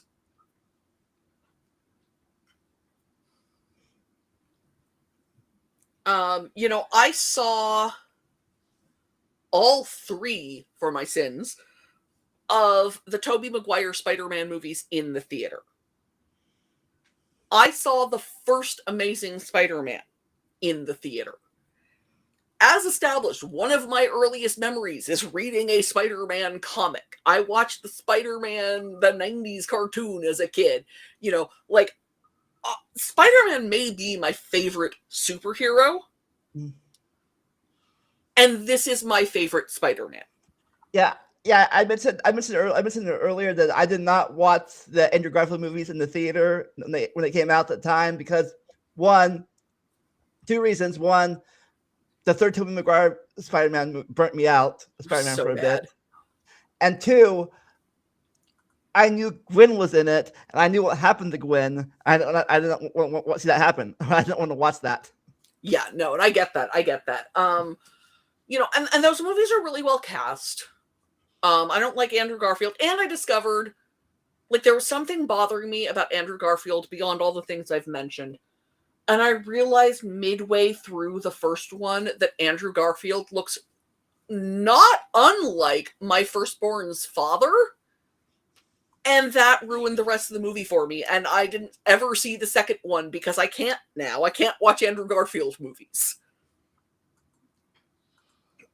We'll just block him out when you review the third Spider-Man movie. Just block him out then for the No Way Home. Yeah, no, I can do No Way Home. But it's hard. It's hard. But basically, wrapping this up, I guess Peter learns he can do stuff without help, without the suit, and then that's when Tony gives him back the suit. Sorry. And he was going to do a major reveal, kind of like the comic book reveal of him revealing himself, but he decides I just want to be a low cap for a while longer. Yeah. And so Tony and Pepper announced their engagement instead because he got the press there without actually consulting Peter about it because Tony Stark is going to Tony Stark. Yeah. Also, we see a little at the end. Also, when MJ announces her name's MJ, you can, I guess it clues. You can see in her eyes. Something's up. When Peter leaves, she's staring at her. She's already worked out before the first movie is over that there is something going on with Peter. Because MJ is more perceptive than most people in superhero movies. Though, again, to be fair, in the MCU, there's no expectation of secret identity.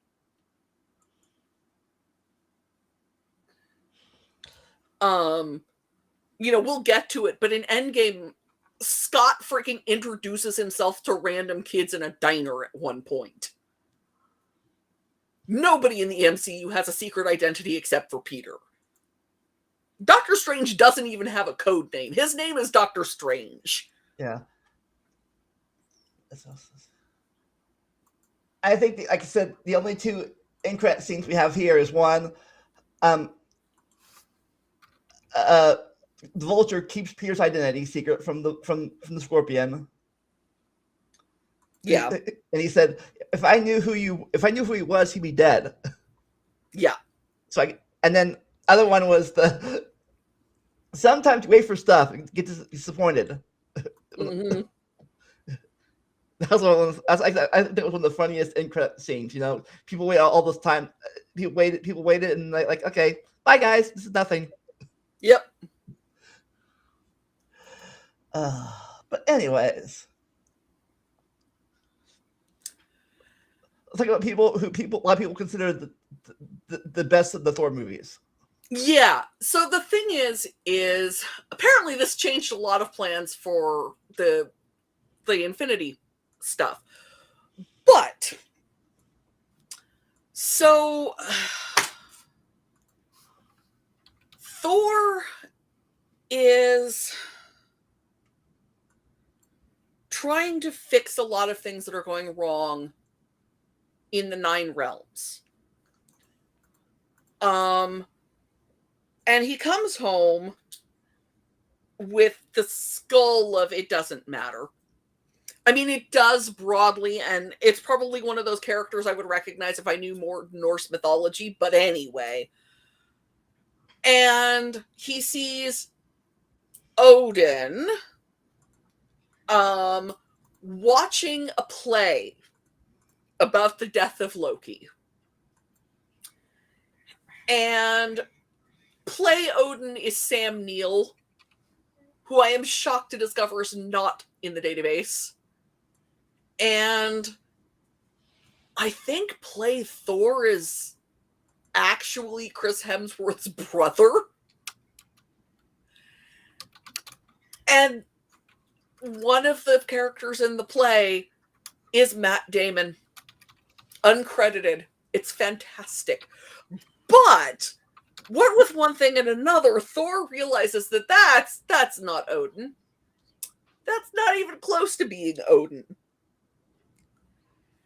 And it turns out that that's not Odin because Loki didn't actually die.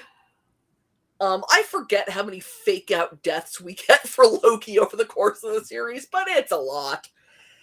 But Loki once again didn't die. And he put Odin in a nursing home on Earth that unfortunately turns out to have been demolished. So Loki has lost their father. And not in the we have to grieve now sense. No, in the literally like I misplaced him. So they consult with Doctor Strange, who turns out to know where Odin is. And Odin talks to them about their sister, their older sister. And then, in a very beautiful scene, dissolves into light. So he can go be with their mother. It's really beautiful. Funny story, in the real mythology, apparently Hela is Loki's daughter. Hela is, in fact, Loki's daughter. She... And the wolf that she has in this is her brother. And there's... Like, Norse mythology is not my strong suit, but it is true that Hela and Fenrir have powers that will bring on Ragnarok, the Twilight of the Gods. Not the way we see it here, but, you know, there are a lot fewer spaceships in Norse mythology. And this is also where we get the Strange cameo. Yes, because Doctor Strange tells them where to find Odin. But Odin's death releases Hela, who, as Odin's firstborn, declares herself rightful queen of Asgard. And banishes Thor and Loki. And they end up in the realm of the Grandmaster, where Loki, being Loki, insinuates himself into the circles of power immediately. Yeah, he gets there first. He gets there weeks earlier because of time travel, but also, seriously, he's never in the slave pits the way Thor is all I'm saying. That's not how Loki does things. So Thor ends up in these gladiatorial slave pits along with Korg, voiced by Taika Waititi, who is also the director, which is why he makes the slide. The whole place is run by the Grandmaster, played by Jeff Goldblum. And he is captured by a woman who turns out to be a former Valkyrie. All of the other Valkyries were slain by Hela in the battle that ended up with Hela locked away. Hela's powers come from Asgard, so as long as there is Asgard, she is drawing power from it. And this is where we see. Hmm? And this is where we see where Hulk's been since the end of Age of Ultron. So people may remember that Hulk disappeared in Age of Ultron. He went flying off in a Quinjet and vanished, and we never quite find out how, because let's face it, he's the Hulk the whole time. The hell does he know? Yeah, they even mentioned him, and Ross mentions him in the Civil War. It says, "Do you know where Banner is? If I had misplaced a 2-ton nuke, I'd be in trouble."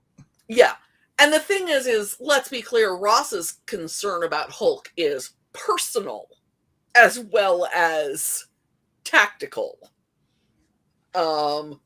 He and Hulk have a history.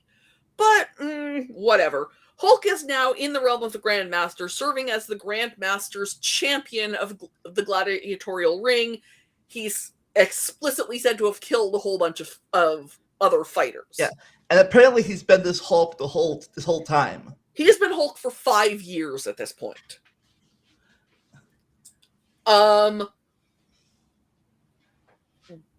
Thor would have been able to beat him had it not been for the fact that he's got this little electrical thing planted behind his, on the back of his neck, and he gets zapped out and isn't able to finish the fight. At least that's Thor's version of events.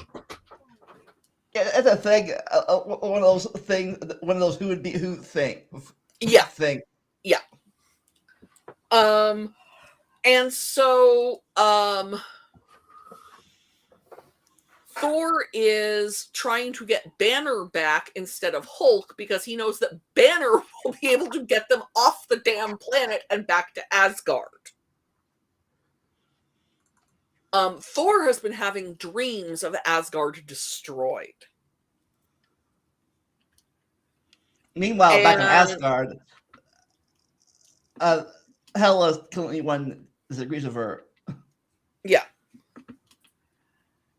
And so, what with one thing and another, he and Loki and Hela and Hulk managed to get a ship to Asgard and take on Hela. I might have said Hela when I meant Valkyrie. I think I mentioned the Tony joke reference there. It says where Thor thinks he's the strongest Avenger, and it's like, yeah, and Thor thinks he's the strongest Avenger, and the ship recognizes Banner for strongest Avenger. The ship only recognizes Thor as Point Break, because Tony's gonna Tony.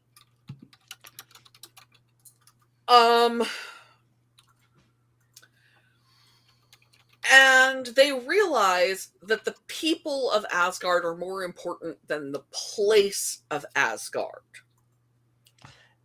Yeah, and realize that they have to destroy Asgard to defeat Hela. Yeah, it's like there's. I think it says home is for the people where family is, not where the house is.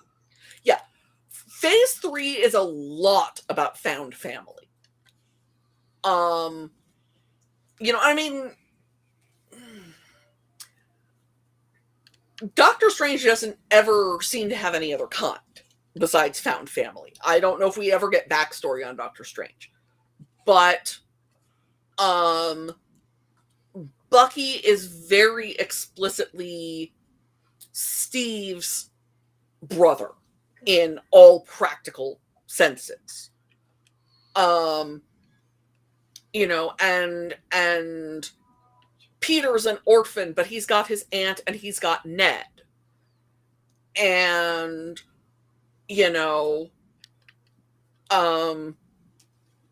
Asgard, I mean, Thor is orphaned now, but Loki has never been, we found out in the first movie, that Loki's not his biological brother. And yeah, okay, their relationship is real damn complicated. But he never stops seeing Loki as his brother, even though there are some brothers you might want to consider cutting contact from Thor. Just, little piece of advice. And with Asgard is the people. The people matter more than where they are, or even whether, they adopt Korg as one of theirs, and he's from a completely different species.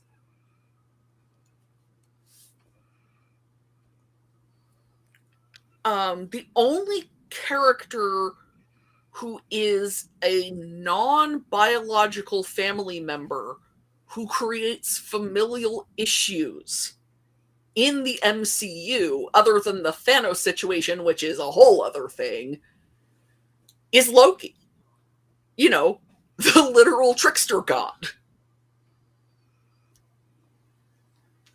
So, found family in the MCU is more reliable than biological family.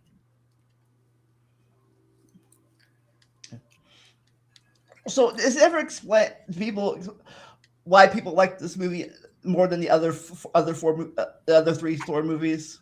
It's funnier. I mean, that's the first place we're going to start. It's a lot funnier. It's not taking itself so seriously as the other two. Both of the other two are fairly, the adjective for the first one that I hear a lot is Shakespearean, which is a lot for a comic book movie about Norse mythology. And Thor Ragnarok is kind of goofy.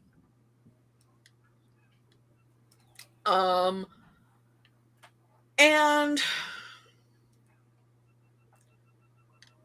it makes Thor a lot more interesting.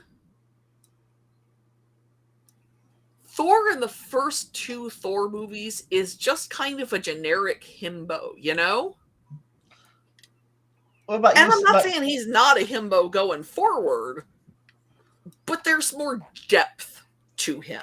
What about you, Nick? What's your opinion on the Thor movies? Which might just... Well, the first one to me is generic, but it works as like a generic hero's journey thing. I don't like the Dark World.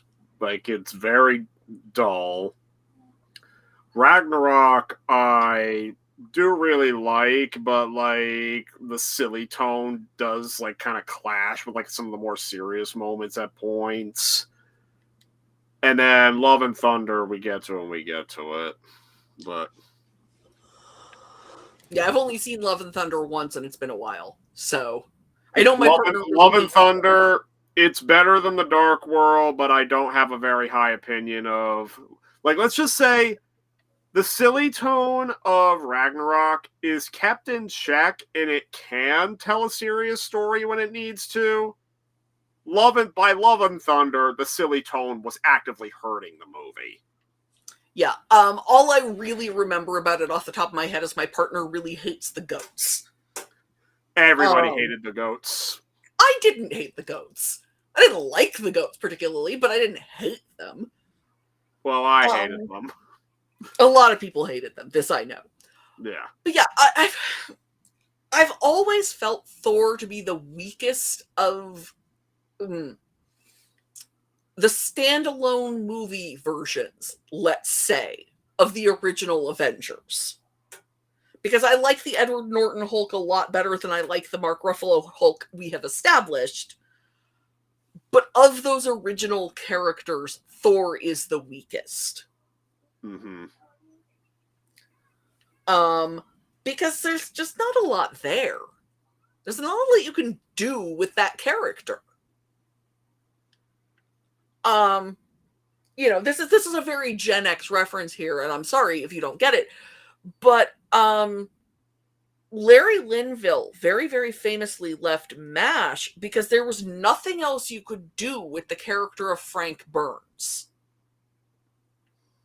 Frank Burns wasn't going to be anyone other than the weak joke character he was, because character development would have felt wrong for that character. And I think it's funny that the weakest character of the original Avengers lineup here is the one they actually gave a lot of character development to, and is the one who's sticking around. Yeah, of the original 6 Avengers, Thor's like the big one that's like stuck around. Because while Iron Man and Black Widow are no longer around, like they imply that Steve Rogers is coming back in Avengers Doomsday somehow, but he's not the focal point anymore. The Captain America now is Sam Wilson, but then Hulk is there, but he's very different from how he was originally. Yeah. And Hawkeye's been replaced. Hawkeye's also still around, but given Jeremy Renner's injury, yeah.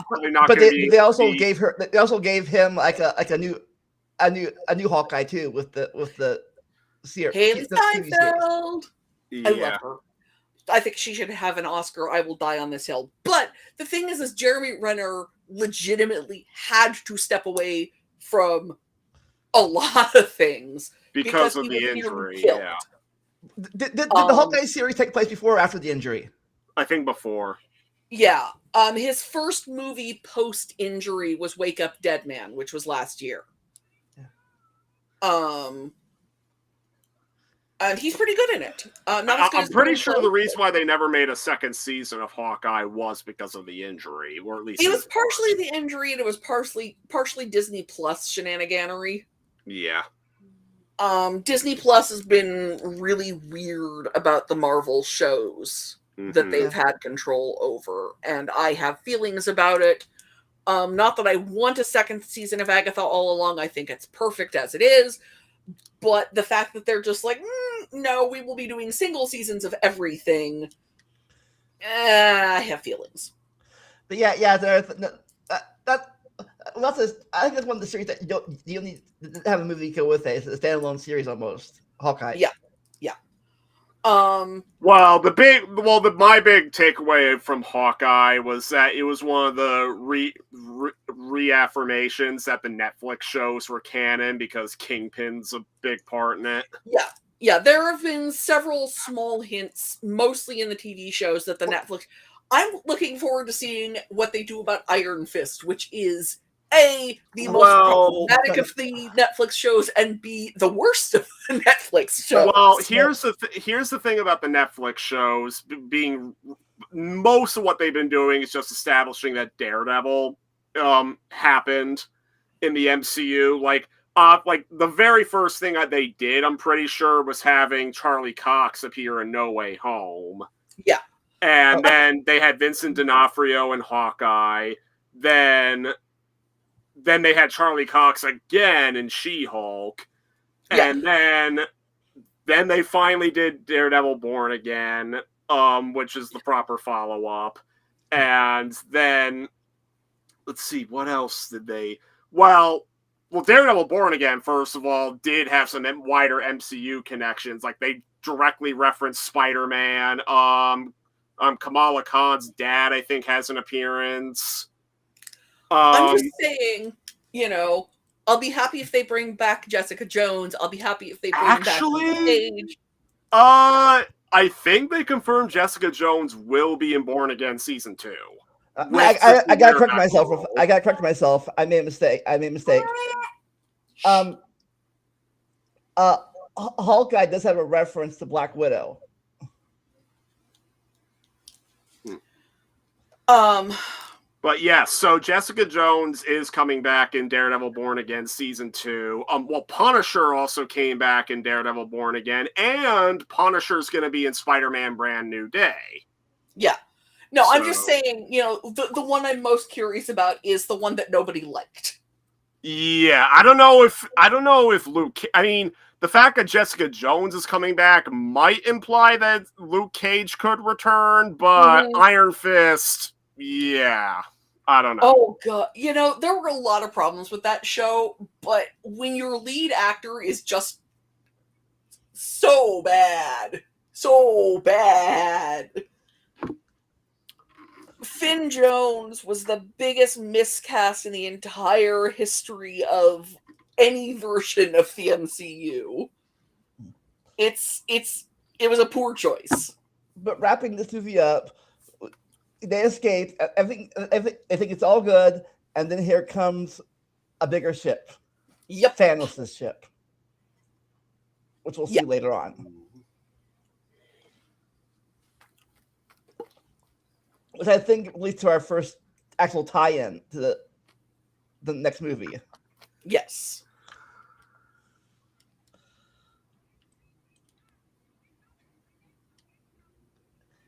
Here we go. Can I preface this by revealing my viewing experience of this movie? Okay. Sure. So, I used to go on frequent trips to, like, retro video game stores where I'd also pick up, like, used movies and, like, used DVDs and Blu-rays. During one of these big trips, my dad decided he wanted to see a movie with me, and we went to a pretty good theater that was close by to where we took our trip to. And Black Panther, of course, was the big movie playing. And this actually, you know how most movie theaters nowadays have like those reclining seats with like the tables where you can like put like your popcorn, snacks, and everything? Mm-hmm. This was my first ever experience being in one of those theaters because my local theaters had not switched over to them yet.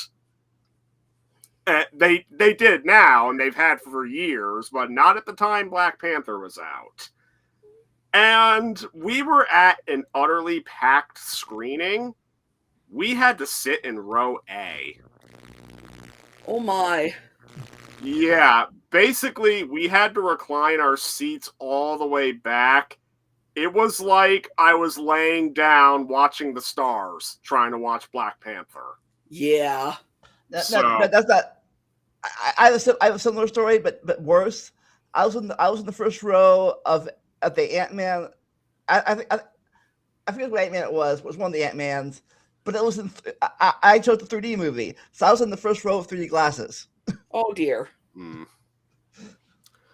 Yeah, row A, obviously nobody wants to sit in row A, but twice last year, I forced myself to sit in row A because of a crowded theater and strangers were sitting next to me, and it's like, I'd rather take row A than sit next to strangers, so that's how I had to watch Gladiator 2 and Mission Impossible Final Reckoning. Of course, it's easier now, because now you can plan ahead your seats. Back then, it was first come, first serve. I would put it to you that nobody has to watch a Mission Impossible movie as long as they keep having Tom Cruise in them, but that's But the other thing about the timeline here is at the beginning of the movie, they mentioned that the attack this happened 1 week before. So this takes place 1 week before, right 1 week after Civil War. This movie takes place immediately after Civil War, and it is mostly set in Wakanda, which is the first we have ever seen Wakanda in basically, they might have gone there in the 90s X-Men. Like the cartoon, not the movies. During the 2000s anyway. Well, Black Panther and Wakanda did have appearances like in animated form too. There was these Ultimate Avengers direct-to-video movies in the mid-2000s. The second one was very Black Panther themed. And then Black Panther was also part of the lineup in Avengers Earth's Mightiest Heroes, which included included his backstory in Wakanda. Right. But the thing is there's very little visible this is Wakanda Mhm. in Marvel motion history, let's say, as opposed to comics. Mhm. This is the first Marvel movie directed by a black person. Oscar-nominated director Ryan Coogler.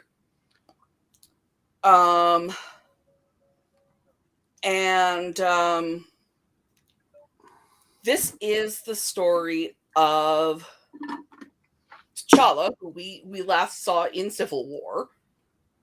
His father, King T'Chaka, has been murdered, and what we find out is he goes home to Wakanda, and their tradition there is that in order to take the throne of Wakanda, you have to either be unchallenged or win in ritual combat, which is a thing, but whatever. It is how they do things, and that's how they've been doing things for thousands of years.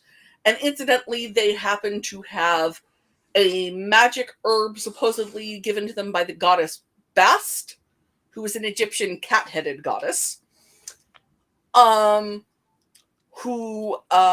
which gives the person who takes the herb the powers of the Black Panther. And also they sit on an entire mountain of vibranium, and everything they do involves vibranium.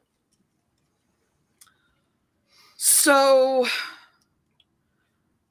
he goes home, and nobody challenges him at first, and then King M'Baku of the Mountain Tribe challenges him.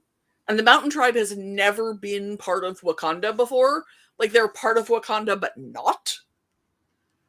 And T'Challa wins and becomes king and takes the black mantle of the Black Panther back and tries to get his girlfriend to agree to be his queen. And then we see in London somebody robbing a museum of what turns out to be a vibranium artifact from Wakanda, and also a mask that he particularly happens to like, which incidentally is our first clue that he's not actually a good guy, for the curious. He steals a mask not to give back to its people, but because he likes it. So yeah. And he goes to Wakanda and challenges what turns out to be his cousin to ritual combat. There's some goings on where they try to take in a guy who stole a bunch of vibranium from them a while back and end up losing him because Killmonger was helping him. And then instead they take back a dying CIA agent who was willing to sacrifice his life to save a Wakandan. So they figured they should really help him not do that. But Killmonger, Eric Killmonger, turns out to be T'Challa's cousin, whose father was killed for stealing vibranium to attempt to arm black people worldwide and overthrow the white man. Which was explicitly against their non-interventionist policies. World conquest being kind of interventionist that way. Killmonger, we believe, kills T'Challa, throws him over a waterfall, and takes over as king of Wakanda. So T'Challa's mother, sister, and girlfriend take the the now not dying CIA agent and escape to go get the Mountain Tribe to help them. Killmonger, in another moment that lets you realize he's not the good guy, orders all of the heart-shaped herb burned when they tell him that they must save it for the king who will come after him. That's a bit short-sighted, kids. So it turns out T'Challa's not dead. Epic battle, epic battle, epic battle. T'Challa wins. Killmonger is killed. And T'Challa becomes king and the Black Panther again. And obviously they aren't going to live happily ever after because we're almost to Thanos.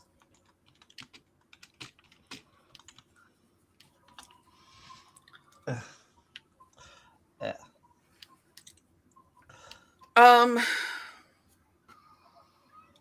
So the big thing about this movie that I think is worth talking about is all the people who think that Killmonger is secretly the hero.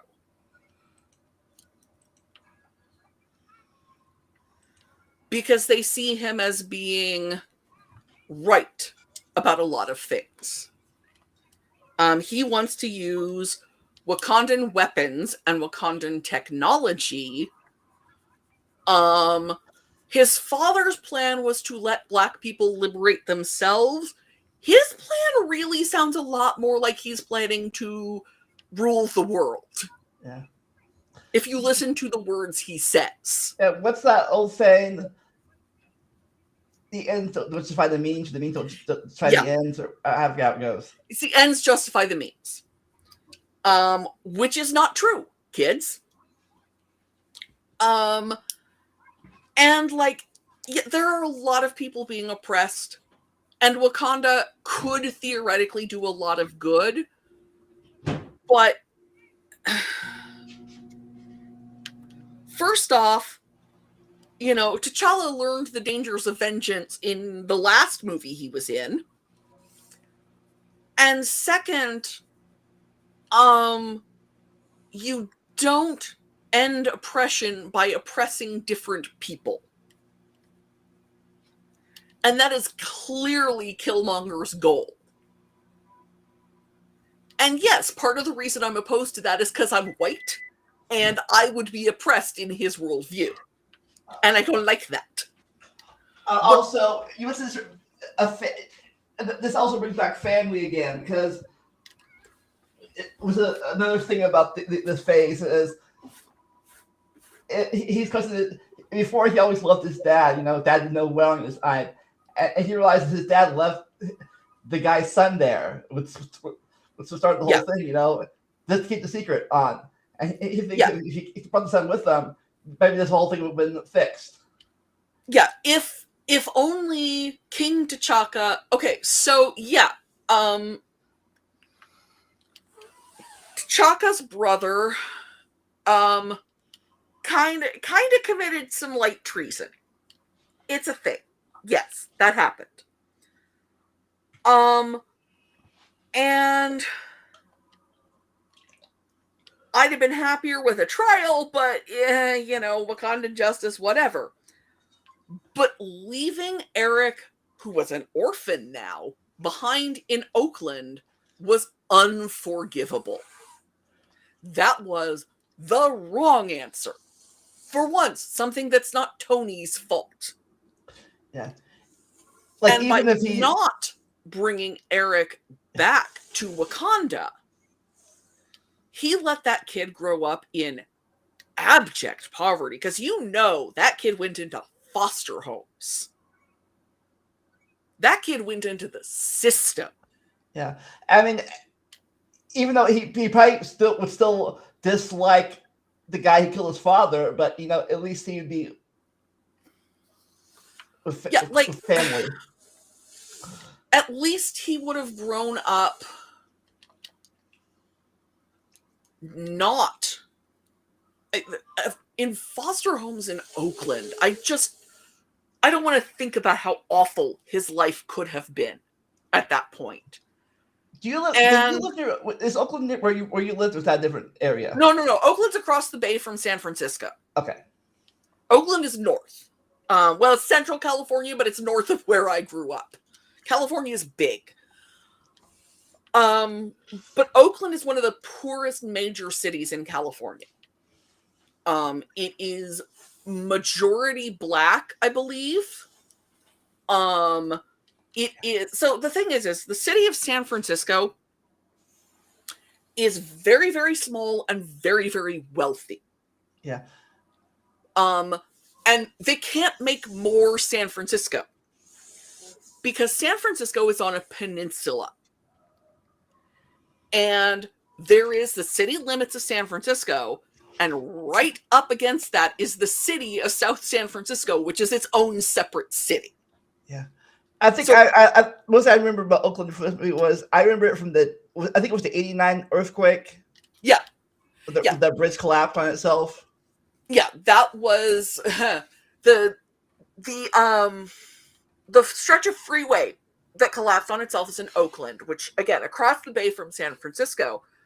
My family and I had stayed 2 blocks from that freeway the last time we had been in the Bay Area, and had crossed under it to get to and from the rapid transit system that took us across the bay to San Francisco. So that was a little traumatizing to watch on TV. Anyway, but it is a very, the people who can't afford to live in San Francisco, a lot of them live in Oakland and work in San Francisco.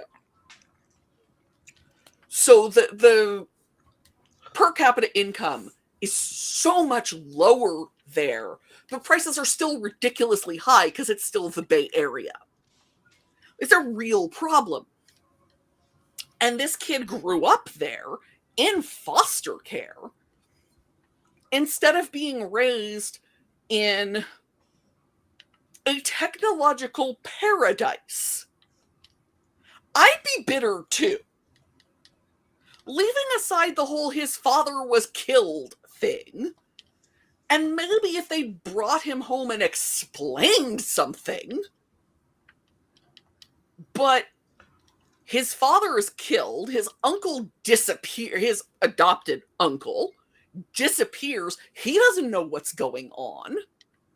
All because the secret is more important. Yeah, except it turns out that he knows more than they think he does because his father broke rules and told him about Wakanda. So his whole life goal is to go back to Wakanda and get his revenge. Frankly, at this point, it's miraculous that it isn't Tony Stark's fault somehow, because of how short-sighted the whole damn thing was. But no, he's not the hero. He's not a good guy. Like,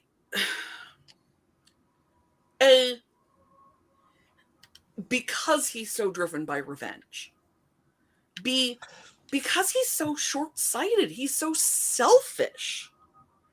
He doesn't think the king who comes after me could be my son. He thinks only of being overthrown.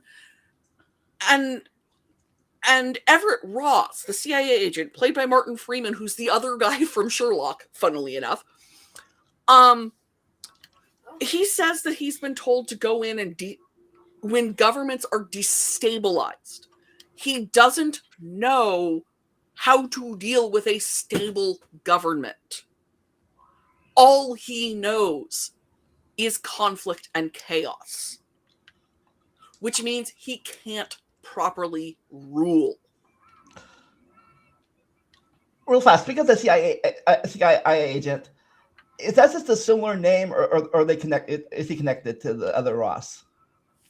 I have been assuming it's a similar name. The thing is Marvel characters were named things that Stan Lee could remember. And I don't know if Everett Ross is a pre-existing character or not. All right. Because there's so many Marvel characters, I can't remember them all. But it wouldn't surprise me if it's just a coincidental name. Okay. It's never been established one way or another. Lots of times there's coincidental names and different things. Like, not Marvel comics, but the Walking Dead comics had a very similar situation. Where, when they first get to Alexandria in the comics, you have the Monroes that run Alexandria, like Douglas, Regina, Spencer. And then they later introduce another character called Paul Monroe, who's often nicknamed Jesus. Paul Monroe is not related to the Monroe family in Alexandria at And all. honestly, I have no problem with that sort of thing. Yeah. You know, I worked on the school paper when I was in college, and that had a staff of, I don't know, maybe 12 people, and one of my coworkers had the same last name as I did. Because we happened to have a fairly common last name. Not only that, but we had the same first initial. We were both E. Nelsons. Which is funny because both of my sisters are also E. Nelsons. So, yeah. So if there were just randomly two Roth, it doesn't bother me. It doesn't bother me at all. There's so many characters, there's going to be some overlap. It's fine. But in the end, they decide to do what they want. The people want to do, but do it the non-takeover way. Yeah, they decide to actually share instead of conquer. To try to raise people up instead of pulling other people down.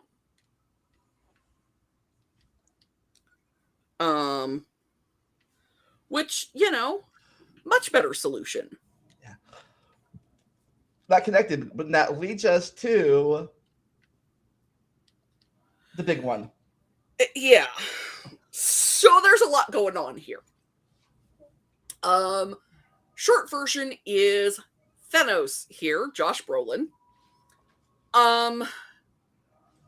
he's referred to, I don't know if he's ever in canon called it, but he's referred to in places as the Mad Titan. He came from a planet of incredible overcrowding and poverty. And like any high school freshman who's read Malthus for the first time, decided that the problem is that the population is outstripping their resources, and therefore the solution is to kill half the population. Which he decides to do on a galactic scale. Yeah. Yeah, and this movie... In this movie, he's more of a, I don't say anti-hero than he is in the comic book. The comic he wants to do it because he wants to. Yeah, his reasoning for snapping half of all life in the universe in the comic is a lot more petty. Kind of attitude. In the comics, it's because he's in love with death and he wants to give her a gift. I'm doing this for your own good, people. Yeah, this one again, like. Okay, so Malthus, for those who don't know, I think he was a 19th century statistician who developed this theory that the population rate would rise exponentially, whereas the rate of resources could only rise mathematically. Which means that population is very, very quickly going to outstrip resources. And he was applying this in part to human populations and turned out almost immediately to be wrong as we develop better fertilizers. But I'm back. My headphones went out for a second. But the point here is, if you are a freshman in college and reading about this for the first time, the idea that wiping out half of all life on Earth, or, you know, galaxy-wide in this case, will fix that problem sounds right. The more education you get, the more you realize it's not. But you can understand how a very simplistic reading of this would make you think that this would work. Thanos is never shown being a man for self-reflection. And therefore it perfectly made sense to me that this was his motivation, even though it is objectively stupid. People have stupid motivations sometimes. So anyway, he's been plotting to collect Infinity Stones. Yeah. And we start the movie out with him going after the ending of the Thor movie. He's at Yeah. Thor's ship. He wipes out half the remaining population of Asgard. And here's your first clue that he's really not thinking things through. Because do we know how many Asgardians were killed in Thor Ragnarok?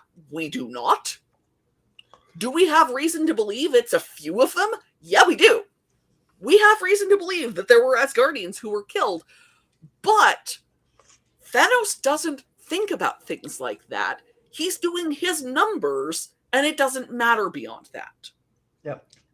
Well, the thing with the Asgardians is that we don't know how many of them were killed off in Thor Ragnarok. He kills off half of them that are on the ship, at least so we hear. And then later, when he succeeds, it's most likely we can assume even more of them were dusted. Yeah, like, he's not thinking through what he's doing because, again, not one for self-reflection. Yeah. Later we learned that this is his second stop. He's already went after the planet from the Guardians of the Galaxy, Xandar, where the Power Stone had been held. Yeah. And his goal is to get all of the Infinity Stones and wipe out half of all life. And the thing is he doesn't even think like sentient life. He means half of all life. Like, it's even though they never say it in the movies itself, word of God confirmed, even stuff like bacteria was affected by it. Yeah, like, if you listen to the sound design in the scene in the second of these two movies where we see the Barton family farm, half the bird song goes away. It's funny, though, especially since you took away half the food supply, too, with half the lot. Well, and the thing is most animal populations are actually fairly balanced because that's how animal populations work. Yeah. Take away half the cows, half the corn, half... Yeah. Like, Thanos did not really think about what he was doing. He had his idea and he was going with it, and God forbid he should actually learn anything or think of a more effective way of relieving suffering. So, because I have to tell you, if I could control Infinity Stones to relieve suffering galaxy-wide, I have smarter ways that I would do it. So, anyways, he does that, and the transport guy sends Hulk to the Sanctum. I don't know if that was on purpose or where he just landed. He looked back to Earth. Yeah. And Hulk, well, not Hulk, Bruce Banner, starts explaining to Doctor Strange what's going on. And very, very quickly, Doctor Strange realizes that he's going to need some help with this one. And they work to get everybody. One of the problems being where the Mind Stone is. Specifically, in Vision's head. Yeah. It's the very reason why Vision's even alive. Yeah. Yeah, and so they fight. Also, they go find Tony, and like I said, Bruce has been gone this whole for 5 years now, so he has no idea what happened with the Civil War. Yeah, he's like, call Cap, and Tony's like, so the thing there, we kind of broke up. He doesn't phrase it that way, but Which makes you think, would this whole movie be different if they had remained a cohesive unit? This had been well, that's the whole point of Infinity War. The fact that Thanos came when they were at their weakest. Yeah. And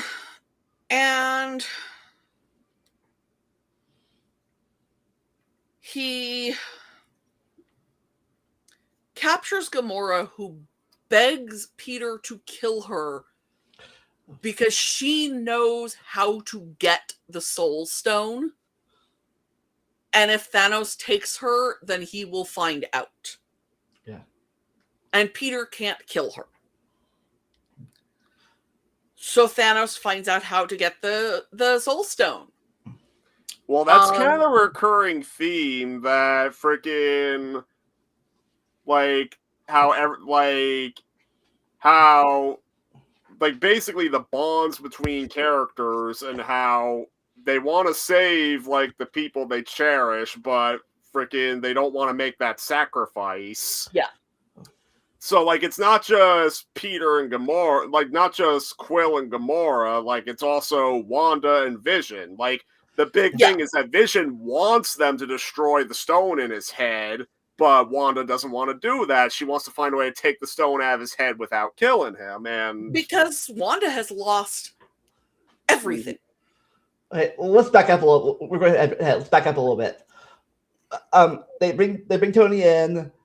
Tony learns about the history of the Infinity Stones, and that's when the attack happens. The sons and daughters of Thanos, the the Black guys. Order.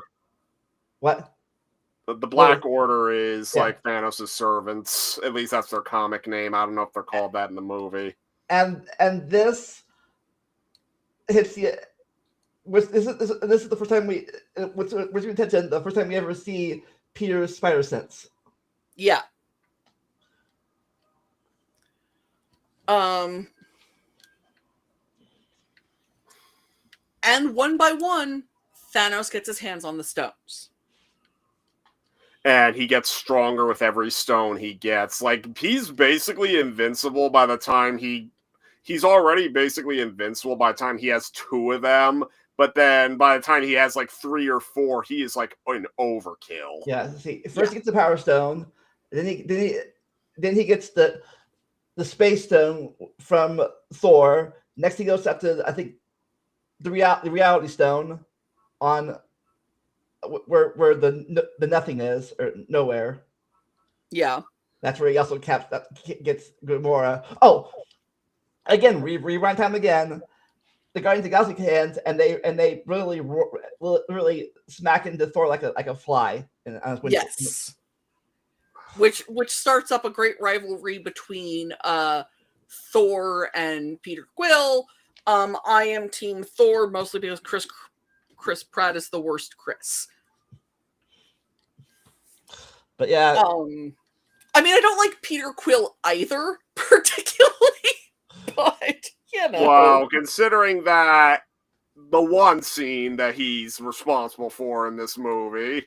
Oh, he does so many stupid things in this movie. He probably does the stupidest thing because, well, the closest they come to actually beating Thanos in this movie, he ruins it. Yes, he does. Yes, he does. So, they capture Doctor Strange. Peter goes after him. Tony goes after him. Tony tries to get rid of Peter, but Peter comes back anyways because he's Peter. Yeah.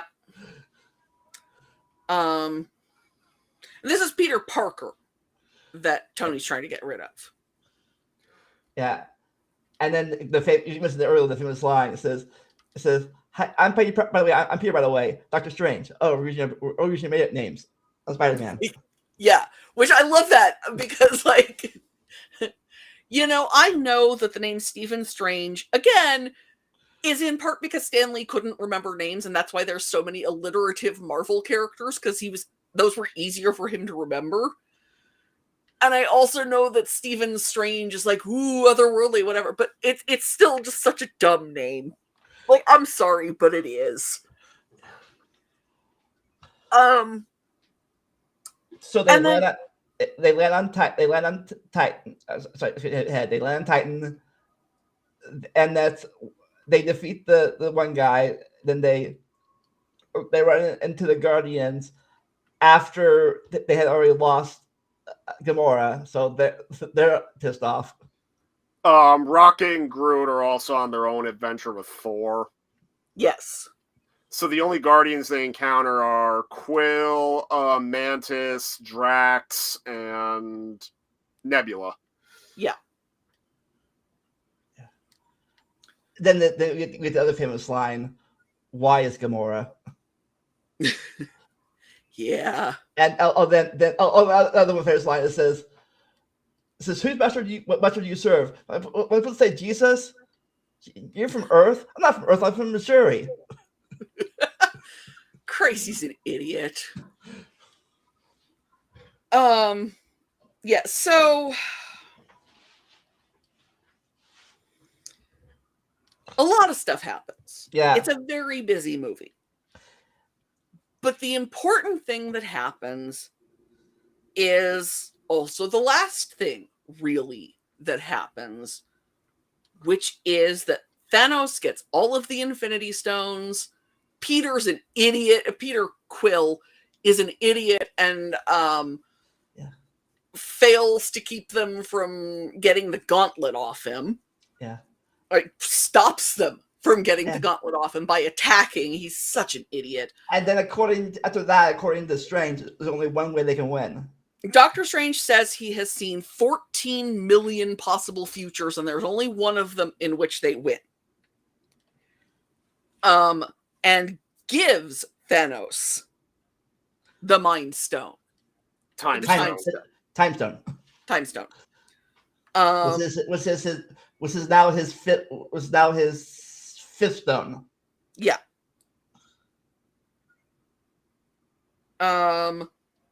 He gets the Mind Stone out of Vision's head, and he snaps. Yeah. And was this that too? But he makes Wanda see Vision die twice because Wanda killed him the first time. Yeah. Because of Time Stone shenanigans, Wanda has to watch Vision die twice, which makes WandaVision even more painful. It's just, like, that poor girl. It also gives me feelings about Multiverse of Madness, but we'll get there. Oh, and then, I don't know if it was an accident or on purpose or whatever, then if Thor misses with the axe or what? No, he wounds Thanos, but as Thanos himself puts it, you should have gone for the head. Yeah, he gets him in the chest.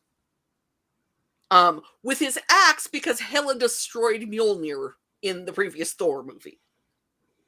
And that was part of the side quest that Thor went on with Rocket and Groot. It was basically getting the Stormbreaker. Yeah, they had to get Peter Dinklage to make him an axe. It's fine. Yeah, because the time he got there, hit with the axe, he had just gotten the last stone. So yeah, and so, and Thor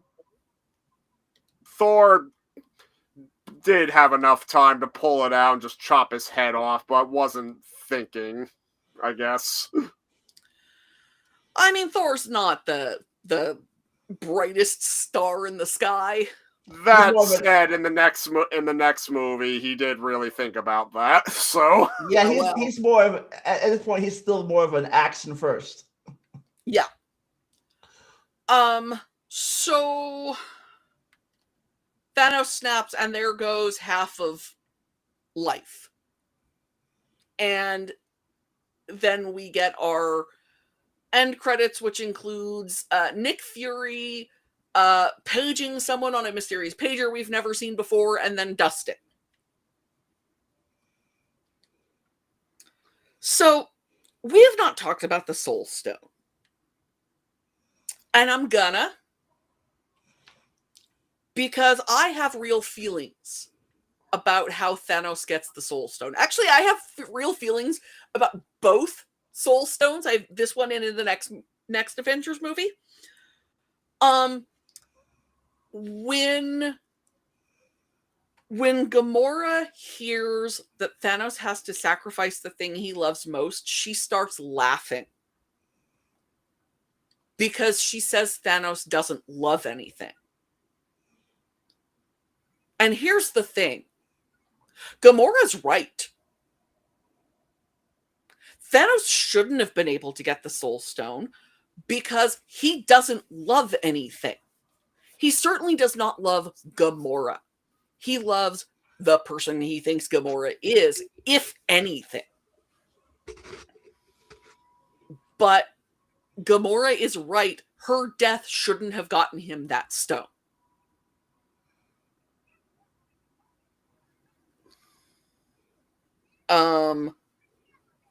I'll have even more to say about this when we get to the next one, but it's killing her to advance the plot without thinking about whether that's actually the best thing for the plot or not. Whether that actually makes sense within the plot or not. And also, speaking of the Soul Stone, we find out this is where the Red Skull's been this whole time. Yeah, although no longer Hugo Weaving, because Hugo Weaving didn't come back for it. Because really, do you blame him? He's off doing weird indie movies. It's fine.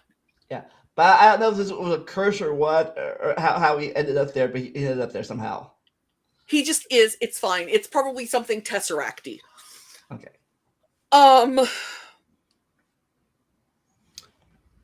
It's a really controversial scene. In part because it's such a wasteful way to kill off a major character. And in part because, frankly, a lot of people agree with me.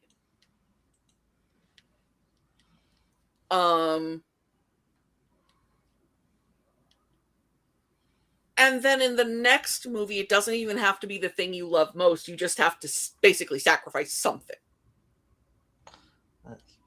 But speaking of the next movie, no, nothing. Yeah, I didn't even bother with a card for that one because everybody.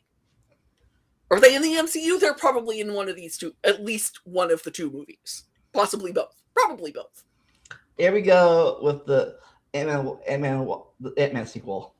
Yeah, Ant-Man and the Wasp mostly takes place before Infinity War. Yeah, we know the timeline here. Scene takes place right at the ending. Yeah, we get another date here. This has pretty much been 2 years since Civil War because he's on 2 years probation or whatever, or house arrest. 2 years. He's been on house arrest. And he's been desperately trying to entertain Cassie in the house the whole time. And every time so much as his ankle goes accidentally through the fence, the FBI tosses his place. He's had no contact with Hank or Hope. He says he's destroyed the suit. He is helping his friends. They're starting up a security company, which is actually a genius idea, I have to tell you, because they're all ex-criminals. They know how to break into places. So who better? Yeah, I think it was him and Hawkeye that voluntarily gave themselves up or house arrest. Other ones had escaped. No, he was captured in Germany. No, I meant when Captain America let them all out. Oh, yeah. Because he wanted to be able to see his kid. And same with Hawkeye. Yeah. He and Hawkeye are the two with actual families.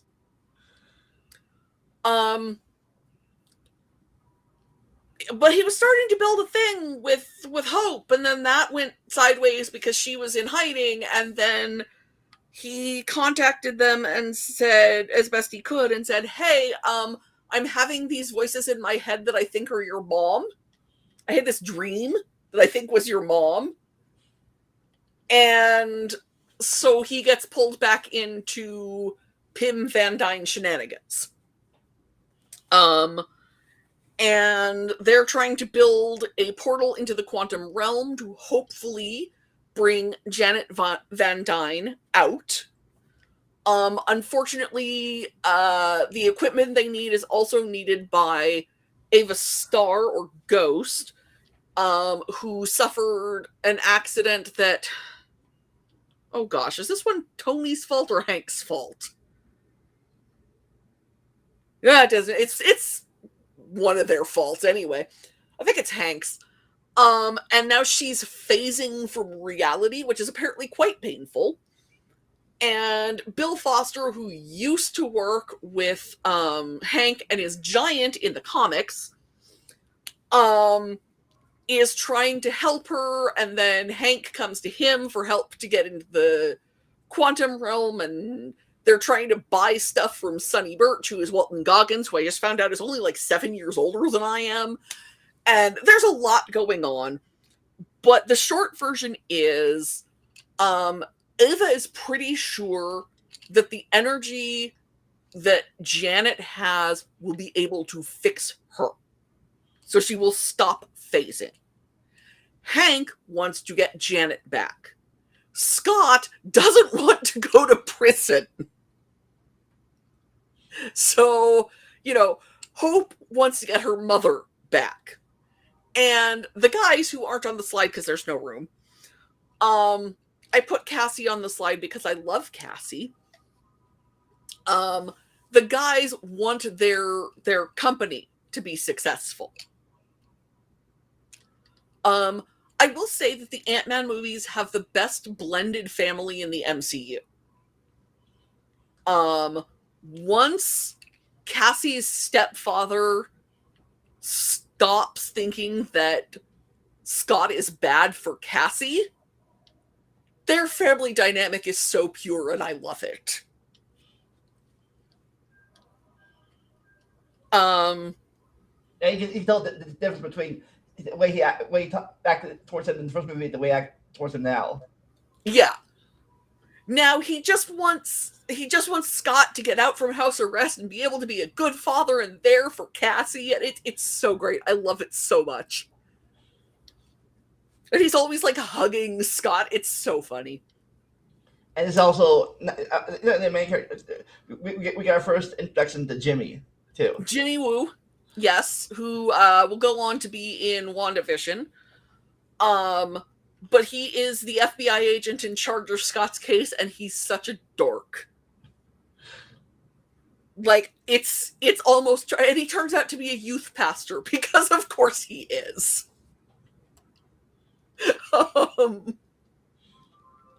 It's so funny. I love it so much. Though I have to say my favorite thing in this movie is the truth serum.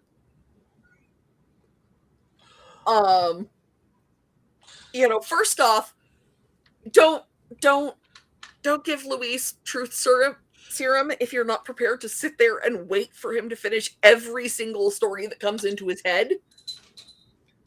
And number two, the argument about whether or not it's a truth serum, and then when the guy who invented it gets given it, he's like, it is truth serum. I love it. It's ridiculously funny.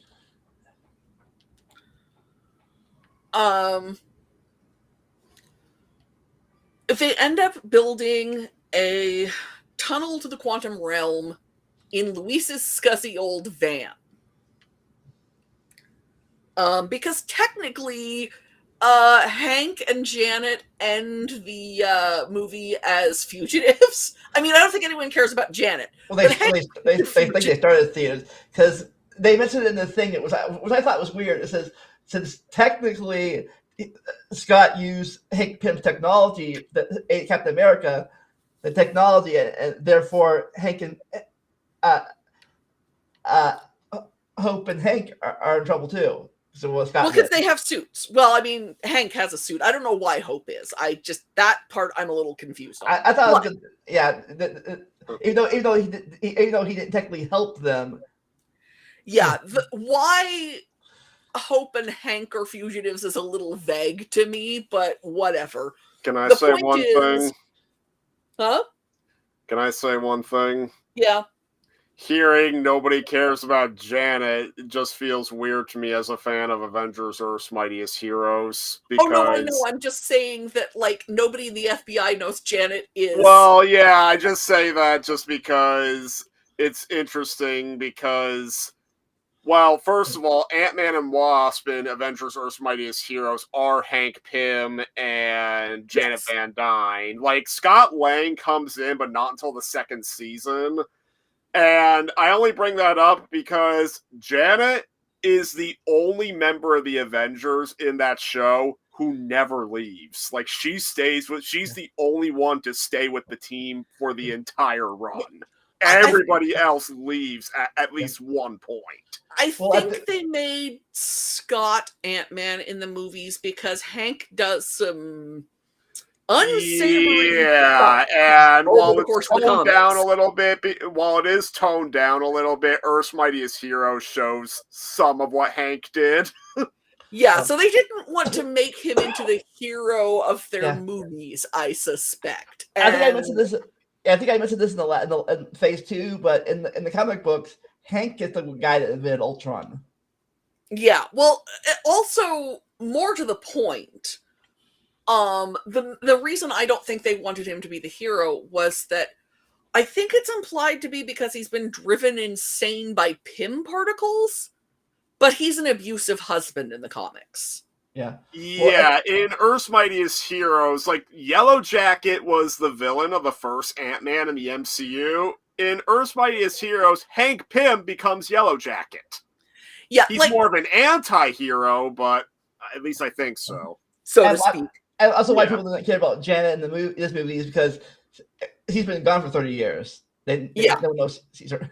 Yeah, nobody knew she wasn't dead.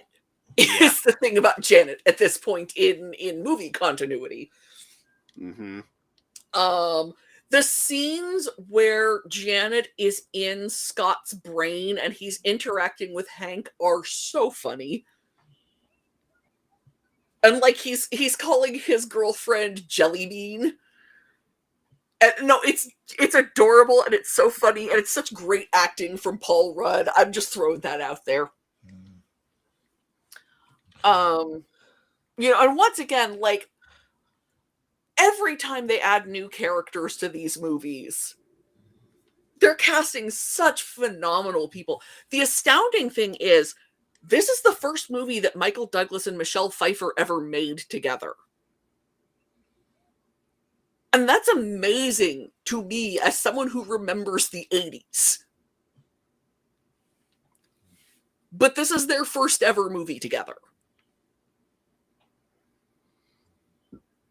Like, why did nobody think of casting them together decades ago?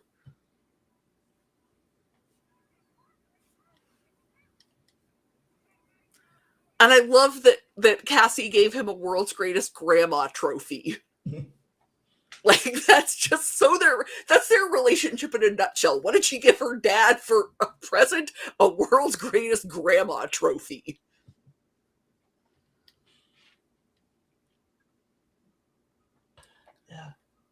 I love the ongoing thing about the Baba Yaga. And no, the Ant-Man movies are not afraid to just be ridiculous in places and very, very funny. I hope we see more of Cassie in the future. I liked her. I always liked her character. If they do Young Avengers, we will. There's a lot of speculation about that. I have a lot of opinions of how they handle Cassie in Quantumania, but yeah, we'll get there. Yeah. Side note, the Avengers Campus Cookbook from Disney is really good, and Cassie gets some lines in that, which sounds weird for a cookbook, but trust me. So let's talk. Let's go to the ending. So at the very, very end, they've built their quantum tunnel into Luis's old van that plays La Cucaracha on the horn, because sure, why not?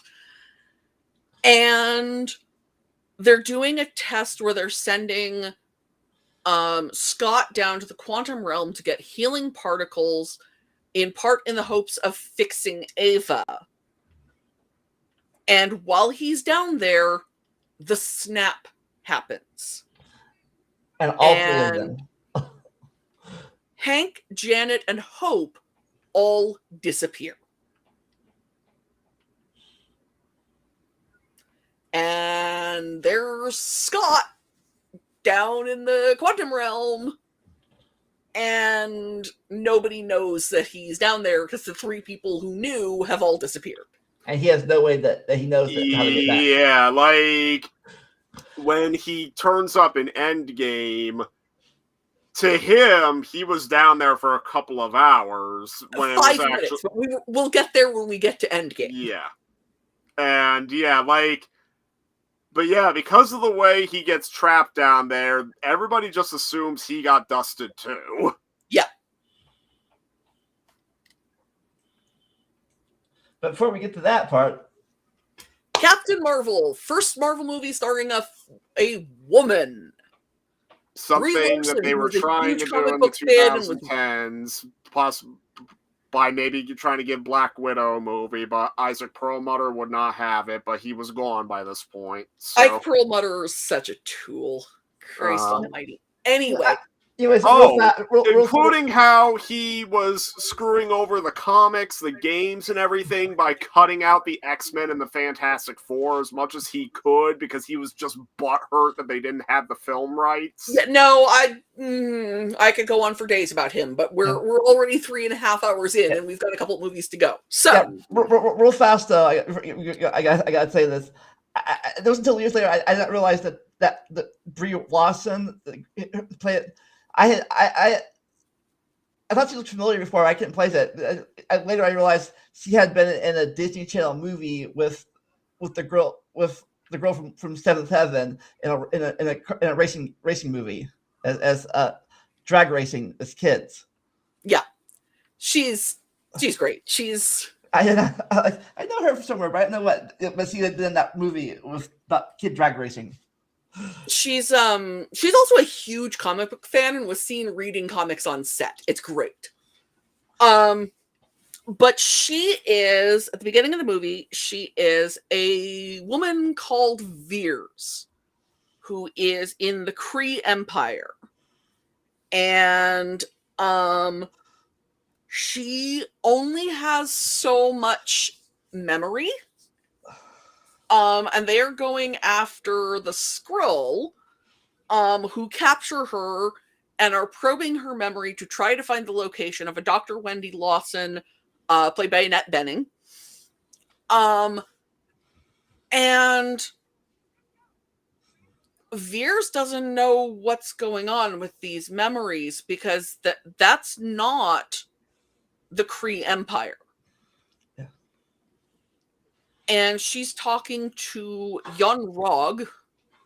Oh, Marvel alien names. Her superior, played by Jude Law. And he sends her to the Supreme Intelligence, who is seen as the person you admire and respect the most. And she's always seen it as this woman she doesn't even recognize. Mm-hmm. Who turns out to be the Dr. Wendy Lawson from her Skrull memories. And she ends up escaping the Skrull ship. And she crash lands on, was it C-95, I think they're calling it, but it's Earth. Yeah, it's Earth. This movie takes place like in 95, the mid-90s. Mid-90s, and almost all of the music is female artists, except for Come As You Are, which is one of the best needle drops in the whole damn movie. And she crashes into a blockbuster.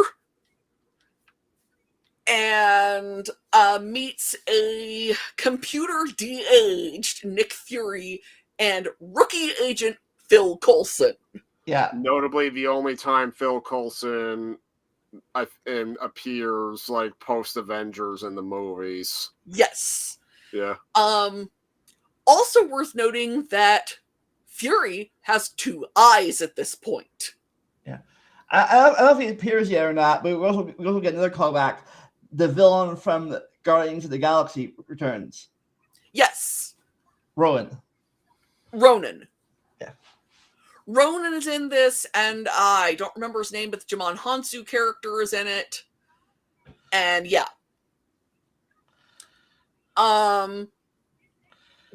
But they go looking for Veers and Fury go looking for information in a shield facility, and Veers finds in the file about this Dr. Wendy Lawson a picture of herself. And Dr. Lawson and her pilot Carol Danvers are listed as killed in a test flight. The last person to see them alive was a Maria Rambeau, who now lives in Louisiana. So they go to Louisiana, and Maria recognizes Veers as Carol Danvers. And it turns out that in order to end the Kree-Skrull War and help the Skrull and blah, blah, blah, blah, Dr. Lawson was testing a faster-than-light drive that involved working with an Infinity Stone. Specifically the Tesseract again, I believe. I don't remember which stone it is. It's fine. It's fine. Yeah, I think it's the Tesseract. I think it's the Space Stone. Yeah. And when the spaceship is shot down by it turns out Jan Rog, Carol refuses to let him have the engine and shoots it, which you shouldn't do to an Infinity Stone. And it kind of explodes a little, and she absorbs power from the Infinity Stone that changes her, and now she has these mystic powers and also has basically lost her memory. Once she gets it back, she decides that she's going to fight to protect the Skrull and find a Skrull homeworld and bring down the Kree Empire. Dr. Lawson's cat Goose is not in fact a cat. It's a weird alien being that has the shape of an orange cat. And swallows the Tesseract. Like you do. Also, it takes out Fury's eye. Admittedly, that's one of the only dumb things in the movie for me. It's a little dumb. That, Yeah. like, of all things that could have took Fury's eye, it's an Right, alien cat. It's really funny because at one point in one of the earlier movies, he says the last time he trusted someone, he lost an eye. And we find out that the being he trusted was an orange cat. That's funny.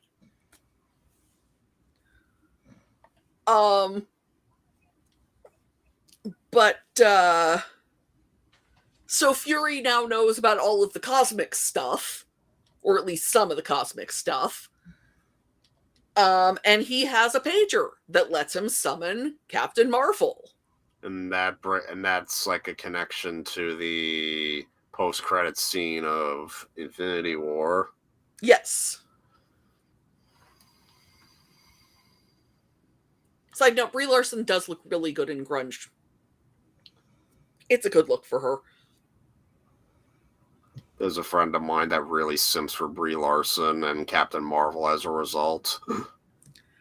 I saw Room in the theater. That's a good movie. She got her Oscar for that one. Yeah. Now I gotta bring it up again. Back to DC with the similar name of Captain Marvel's. Yeah. Long story short, they are DC's Captain Marvel. They just started calling him Shazam, Which bothers me because it's a stupid name. But like, I get the legal reasons behind it. It's still a stupid name. yeah, but didn't DC Captain Marvel come first? I think so. I believe DC had the Captain Marvel name first, but then Marvel was able to win the lawsuit because their name is Marvel. And I believe Marvel as a company existed when Captain Marvel was created. I don't remember the exact details because the whole thing pisses me off so much. And the thing is, like, that decision was recent because they were still calling him Captain Marvel up to like the to the early 2010s. They've called him Captain Marvel so recently that I didn't realize they weren't calling him that anymore. Like, I think the shift of when they stopped calling him Captain Marvel was the animated series Young Justice. Season 1, they were still calling him Captain Marvel. Maybe season 2. And then I think the first thing where they started calling him Shazam instead was the first Injustice game.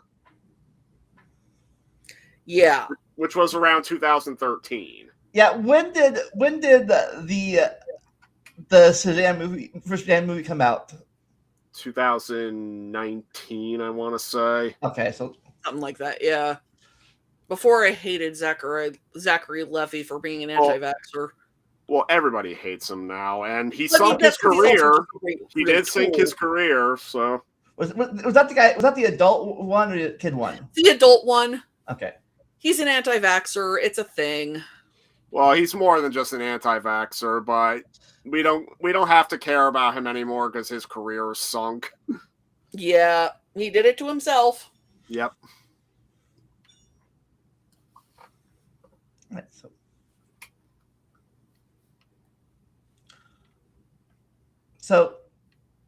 like so she saves she saves the Earth, she destroys the Kree ships, and then she says call me if you need me, and jets off to go help, the Skrull and take down the Kree Empire, not least for having stolen her memories. I think this is like the first introduction of the Skrulls, right? And yes, we've had the Kree before. This is our first Skrulls.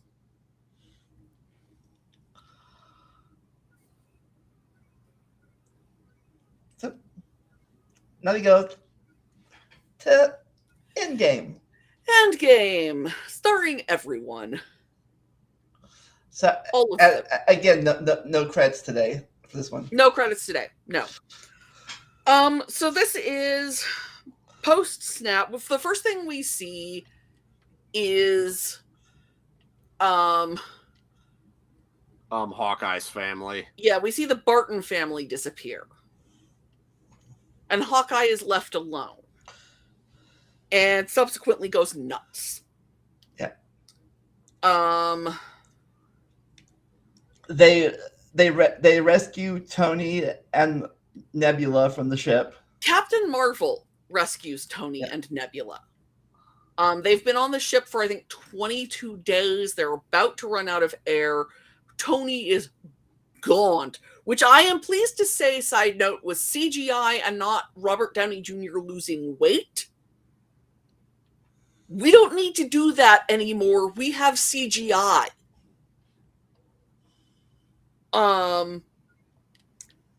And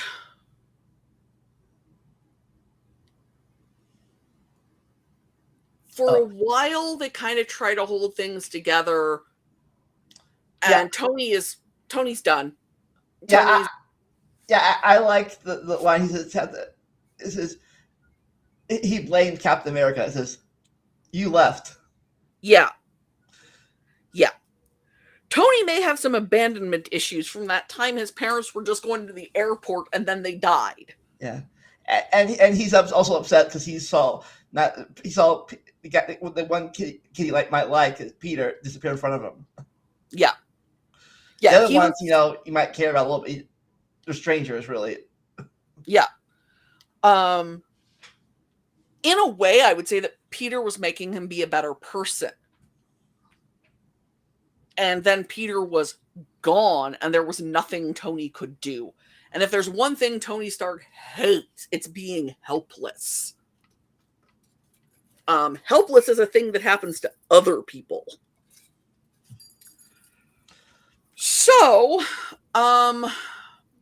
basically, they find out that Thanos destroyed the stones. Yeah, Thanos destroyed the stones. and Thor beheads him, which, side note, is apparently the first time anyone's ever been beheaded in a Disney movie. I don't know about that. Like a humanoid character, right? Yeah. Yeah, because the live action Alice in Wonderland had a beheading. Yeah, I think the closer we get to the That's head one thing, example I can think of. I think the closer we get to death by head would have been Clayton from Tarzan. Well, he gets hanged. Like, we see his neck snap on camera. It's the most gruesome Disney animated death. Well, no, like the Jabberwock gets beheaded, but it's a snake. That's, but no humanoid has apparently ever been beheaded in a Disney movie before. So that's interesting. And then Thor goes off and gets drunk and stays that way for 5 years. Yeah, that's the thing. Again, that's it. And then 5 years pass. Yeah. It's an actual quote from the book The Princess Bride. What with one thing and another, 5 years went by. Actually, I think it's 3 in that book, but And we see the world trying to recover. Yeah. Steve is running self-help groups,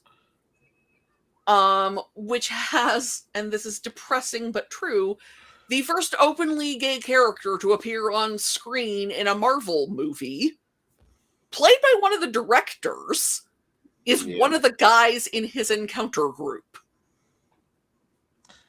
Like, does he get a name? I don't think he does. Do you take that over? Did he take that job over from Sam? Wasn't that Sam's job in the first Winter Soldier? That was Sam's job in Winter Soldier. Was self-help groups, support groups. Natasha has been running, attempting to run a galaxy-wide Avengers network of, like, I don't know, a dozen people? Which is everybody who's left. Hawkeye has gone nuts and is off being a vigilante. The only person whose life is really together, funnily enough, is Tony, who married Pepper and is living in a lake house with Pepper and their child Morgan.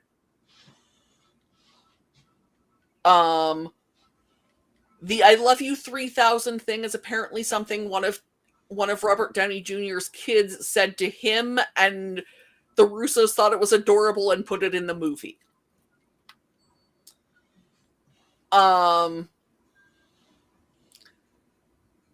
And a rat, and this was a real trained rat, not a CGI rat, runs across the control panel of an ugly brown van in a storage unit somewhere in the Bay Area and pushes the right button.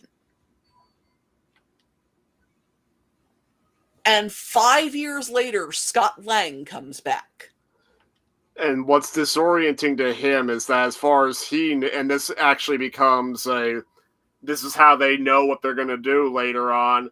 It was 5 years in reality, but to him, it was just a few hours. It was 5 minutes. 5 minutes? I watched this movie yesterday. It was 5 minutes. Huh. This one was a few hours, but... Okay. Nope. 5 minutes. And, he doesn't know what the hell is going on. Everyone's acting weird. The streets are empty. Houses are overgrown. And he ends up in a park overlooking the Golden Gate Bridge. With the memorials. With a memorial with the names of the disappeared on it. And he goes looking for Cassie. And finds himself. Finds his own name instead. So he goes to their house, and they are still there, and Yeah. Cassie is, 5 years older Yeah. now. What's the first of her recast, but this Yes. on purpose this time. His comment to her, "You've gotten so big," was apparently an ad lib. Yeah. Unlike her next recast, this is obvious. This is for obvious reasons. Yeah. And I have to tell you, I cried when I saw this movie in the theater, and he sees his daughter for the first time in 5. I cried. Yeah. He didn't know if she was alive or dead. She didn't know if he was alive or dead. It was a whole thing. But he takes Luis's van, and we don't know what happens to those guys, incidentally. But he takes Luis's van and he drives across country to Avengers headquarters. And tells Cap and Natasha and Rhodey, maybe? No, I think Rhodey got snapped. No, Rhodey didn't get snapped. Oh. Because Rhodey's the one who tells Natasha that he's found evidence of Hawkeye being a nut in Mexico. Okay. But it's a third person who very likely does not know much about quantum. Maybe it's just the three of them. But, he's trying to explain quantum physics to them, which is funny because Scott barely understands quantum physics himself. It's kind of funny, that part is kind of funny, of what we find about him later on.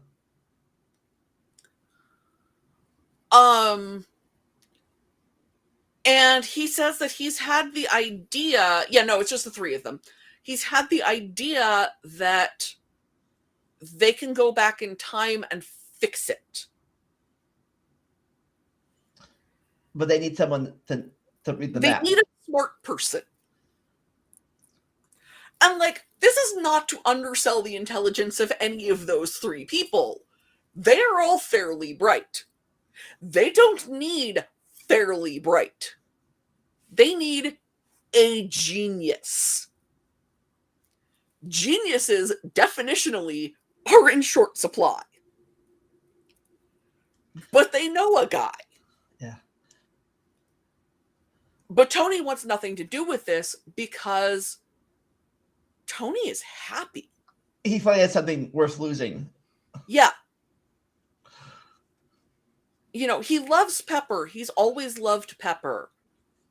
But he has Morgan, and he would do anything to avoid losing her. Yeah. And if they... I guess when they decide to not change the past, but to fix the future, I guess.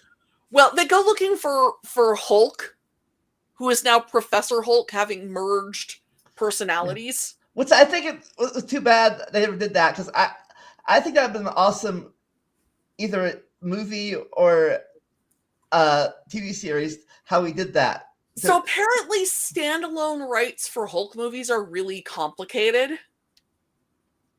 They kind of don't own those. Yeah, I know, but I think they did it off screen. He's smart Hulk now. Yeah, no, I don't like how they handled it, and I don't like a lot of that, but Professor Hulk, whatever, it's fine. And they get the band back together, basically. Yeah, it was Hulk that said you can't change history because it's.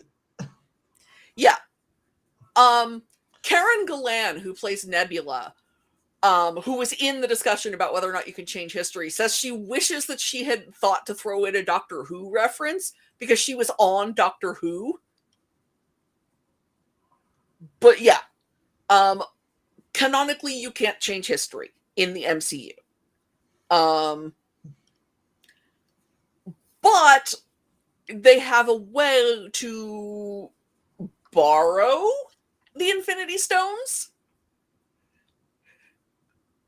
to fix things. And unfortunately, time travel is not Hulk's field, and he's not as much of a polymath as Tony is, and their initial time travel experiments go very wrong. But then Tony comes in and fixes everything, except, some of the time travel stuff doesn't go right, and what with one thing and another. They do manage to get the stones, but they have the wrong nebula. And a few things happen. I gotta mention this. First of all, the bad thing that happens is, obviously, is they lose Black Widow. Yes, because they have to sacrifice someone to get the Soul Stone. And Natasha decides she's more expendable than, the serial killer vigilante. Well, because he has a family and she can't have kids. We find out because we read that later, that thing. But anyways, that happens. Then we go to they said where there's 3 stones at the time. Yes, New York has 3 stones at the same time, right around the Battle of New York. Yeah, Hulk gets the time stone from the Ancient One, who returns, and he explains the plan, and how. Then why did Strange give it to him? Yeah, because the thing is that the Ancient One can see the future, but only to the moment of her death. And since she's already dead at the point at which they battle Thanos the first time, she doesn't know what Doctor Strange knows, but she knows she trusts him, so she ends up giving Hulk the stone because it must all come together somehow. Yeah. And then the other bad part is Loki escapes with the Space Stone. Yes. Which is going to lead into the Loki TV series. So they decide that they don't have enough Pym particles to make it to take again, because they only to get home. So they need more Pym particles. They look for it. So they find out a place that has more Pym particles. The past. Which, side note, introduces an Agent Carter character to the MCU, because Tony encounters his father, and his father's driver is Jarvis, played by the actor who played him in Agent Carter. So I think, is this the 3rd or 4th Howard Stark actor? I think it's the 3rd one. I know we've... This was John Slattery again, who's been Howard Stark a few times. He was wearing makeup to give himself a very specific look, but he's the same one who played Howard Stark in Civil War and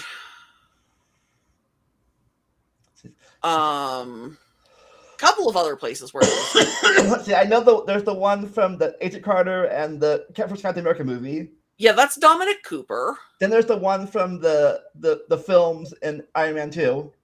That's the same one. Okay. And then there's the guy from Oh no, yeah, there's one from yeah. Ant-Man. John Slattery from Mad Men has, gosh, now I'm gonna look it up because yeah. Then there's he was the old guy from Ant-Man. Yeah. I don't know if that was him, a different character, or if he was aged like Peggy was aged. I think he was just aged. And Cap gets to see Peggy again. Through a window, she doesn't see him, but he sees her. And then Tony realized that he's about to be born. Yeah.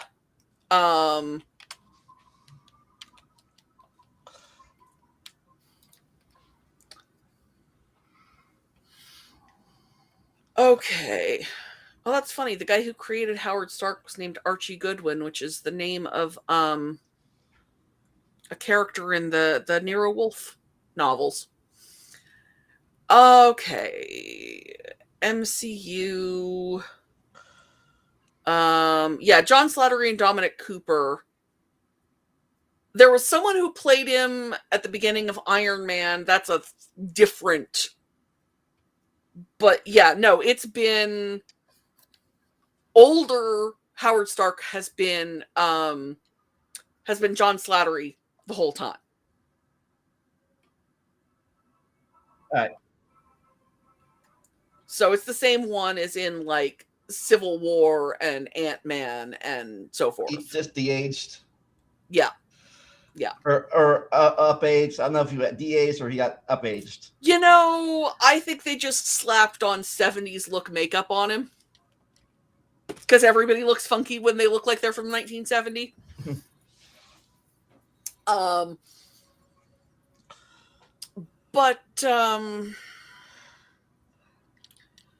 So they get more Pym particles from Hank's lab in 1970. They get Yeah, because this is back when Hank was still part of the Shield. He hadn't left yet. yes. They get the Tesseract. Tony sees his dad. Cap sees Peggy. That influences decisions that they both make later in the movie.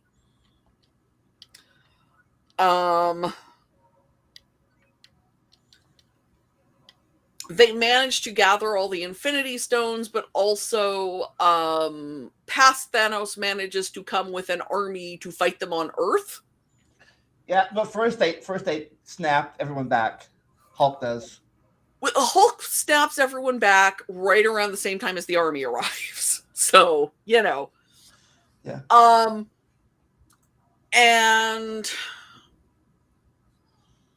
there's an enormous battle. There's a great scene that features only female heroes, which I approve of. Oh, I do like the callback here in the battle scene. On your left. Yeah. Yeah. But there's a battle sequence that's got Shuri, I think, and Okoye, and Valkyrie, and Pepper in a suit of armor, an Iron Man suit, and Captain Marvel. And that's really great, because that's Marvel acknowledging that actually we have some really awesome female characters, thank you for noticing. Even if we did stupidly sacrifice Natasha in this movie. Yeah, I think he mentions he tried to bring Natasha back, but he couldn't. Yeah, because she died, she didn't get snapped. It's explicit that is different. You can't raise the dead, but the snapped people weren't really dead. They were vanished. It's different, which in theory means Thanos could return. But yeah. So Hulk's arm is withered by using this Infinity Gauntlet that they've made. Should also be mentioned that Thanos himself was very wounded by it. Yeah. They get the gauntlet to Tony, who snaps away Thanos' army. No. Thanos gets the thing. Tony somehow made his own gauntlet a little bit. They have Thanos' gauntlet, but it doesn't have the gems. They made a gauntlet. The one that they've been snapping in this movie is a different gauntlet. Yeah. But no, I mean, they made their own gauntlet, but Tony also made his own gauntlet within his own suit. Yeah. With nanoparticles. But he's got the gems, is the point. Yeah. And he snaps away Thanos' army, and it kills him. And it was called another line callback. It says, I am inevitable. I am Iron Man. Which was apparently one of the last lines written for the movie, because they knew Tony had to say something, but they didn't know what. So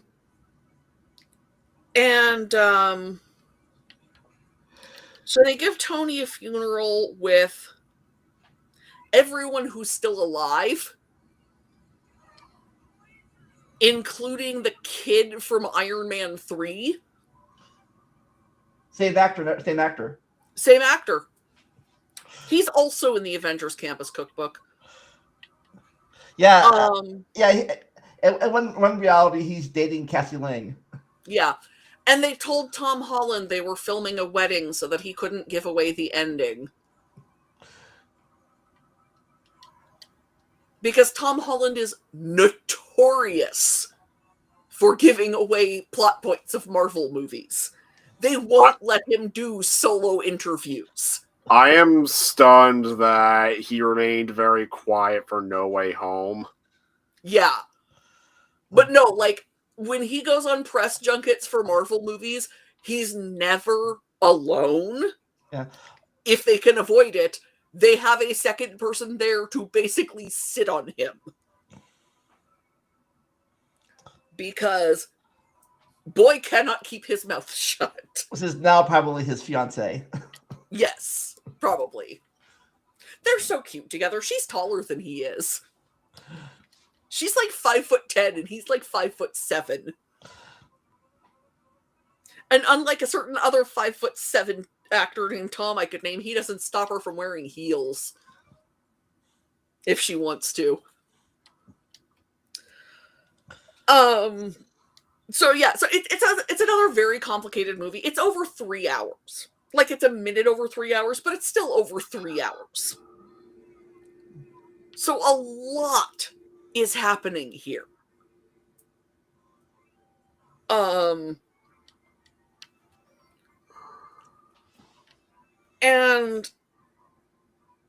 it's pretty rapid fire because there's a lot of plot. Yeah. They've got to do a lot of things. What's especially at the time this came out, and even now, I was wondering, it wasn't time travel, but like, didn't this movie make a time paradox or time plot since they brought back, since it's the Thanos from the past that comes back in the future that died. The Thanos from the first Guardians movie. I'm sure there's a way that it's resolved in universe, and I just don't know what it is because I don't care enough. I know, but at the time I was like, wait. At the time I was like, wait, like my brain's like, wait a minute here. Yeah, there's probably a lot of fan debate about it, and again, I don't care that much. Okay. I really don't. Yeah. The thing that confuses me with the time travel the most is that, for the most part, they establish that whenever you travel through time, you're not really going back to. It's not like one linear timeline. It just sort of splits. Yeah. And then I wonder, but then when Captain America goes back in time to return his Infinity Stone and he decides to stay, and then it's like, how does he show up as an old man in the timeline he left? He just kept living. But they already established that the timeline's supposed to split off, so technically he would have never appeared again. Unless, I guess for that one, that there's, like they said, he was always there the whole time in the shadows. Yeah, there's a canon explanation that I don't think I know enough physics to really understand. And that's really only one of my problems with the movie, that the time travel stuff is very convoluted. Well, the thing is time travel stuff is. You can't have non-convoluted time travel stuff. Like, it just feels like there could have been a way to make it be less convoluted than intended. At least it's not as convoluted as Kingdom Hearts time travel. Yeah, so, that one's even worse. The thing is, number one, the only reason they did time travel was that they literally had written themselves into a corner and couldn't figure out any other way of doing it. They agreed it was a stupid idea, but it was the least stupid idea they had. And number two, I had a talk last month with Dr. Dan Stern Cardinal, and one of the things we were talking about is that time travel plots never make sense. Because most of us do not have a grasp on the necessary physicists, and the people who do know that time travel like that probably isn't possible. So, how does time travel work? It doesn't. Next question. I mean, technically, in a broad sense, time travel to the future is possible. Yes, we are all moving forward in time at 1 second per second. And then, technically, the way it's possible is basically the way Interstellar does it. Yeah, well, it is theoretically possible, but we don't even know if that's realistically possible. Mm-hmm. And not to mention, spaceships aren't capable of going to like a low gravity zone where time would move faster. Yeah, like the physics there are theoretical at best, and controversial is another word. So I don't worry when time travel in a movie doesn't make sense, because of course it doesn't. Yeah, I guess it's just the nerd in me. I feel like as long as it is at least 90% internally consistent, I'm fine. Yeah, it's the same way now that I look back at Jurassic Park. Yeah. Knowing what I know about birds and alligator, they go like, oh, that's another thing Dr. Dan and I talked about for a while. I'm editing transcript so that I can have accurate captions. As soon as that is done, I will have this video up. It's like they use frog DNA. I'm like, oh, at the time when I was 13, I'm like, oh, cool, frog DNA, whatever. Now it's like, wait, birds are closer, alligators are closer, lizards are closer, mammals are closer. Frogs. No, that is one of the things that he and I talk about. It's like they use frog DNA because they need the dinosaurs to change sex, but yeah, no, and I used to care a lot more about time travel plots than I do now, because I've realized that it's just gonna be the way it is. It's fine, whatever. But I think my favorite time travel movie is still Back to the Future. Oh, I love Back to the Future. I'm a Bill and Ted person myself. Oh yeah. I think that had more rules since they had since time. Back to the Future, they could go back 10 minutes before, but Bill and Ted, they had time still traveled on. Yeah. Except when it didn't for Rule of Funny. Yeah. But anyways, let's wrap this up with the last movie. Which, ironically, I did not realize this was still phase 3. Yeah, I think that's because this is as much about the fallout of Tony Stark's death as anything else. Yeah. Because you would think Endgame end. And that was originally the plan. But so much of the plot of this is about Tony, even though, again, he is, in point of fact, dead at the time. Yeah. I listened to the beginning of the movie, too. At the beginning of the movie, Tony's introducing Barf. And here the guy who helped create Barf. Yeah. So this is after Thanos has been defeated, obviously, because Peter's in it. And Nick Fury is in it. And all sorts of other people who were snapped. In point of fact, most of our main characters were clearly snapped because they're still high school. They're still in high school. We know Happy wasn't. So I'm pretty sure Happy wasn't. And then I'm pretty sure Happy was working for Tony the whole time. Yeah, he said post beard. Anyways, we get a little story here, which we already saw with Cassie in the last movie, where the ones that stayed behind got older. And younger siblings are now older siblings. Yeah. And so one of the kids on their school trip to Europe is technically 5 years younger than they are, but also is not.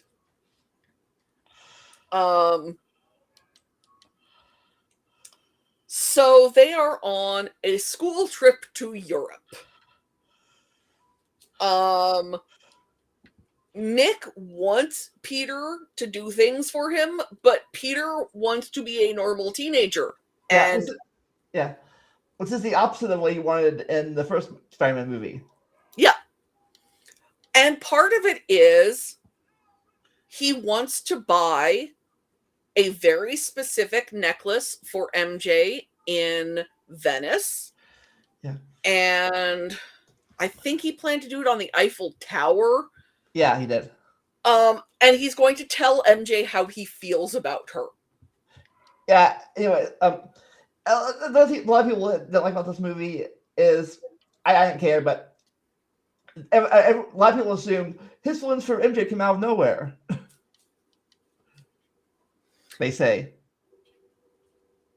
Well, I mean, for one thing, even there is time that went by before Infinity War. Yeah. Where his relationship with MJ was developing and changing, and we start to see him having feelings for her at the end of Homecoming. Yeah. They're like, that's people like, it came out of nowhere. Like, no, well, one, even if it didn't, two, he's a teenager. Yeah. Also, like, have you never met teenagers? But also there's been time between the last movie and this one. Maybe not a lot, but there has been some. Yeah, they said they had to repeat they said they had to, in the beginning of the movie, they said they had to repeat their junior year because of reasons. Yeah. So Peter is processing his feelings towards MJ. He's trying to be a normal teenager. He's still, I wouldn't be surprised if he's a little scared of being Spider-Man at this point.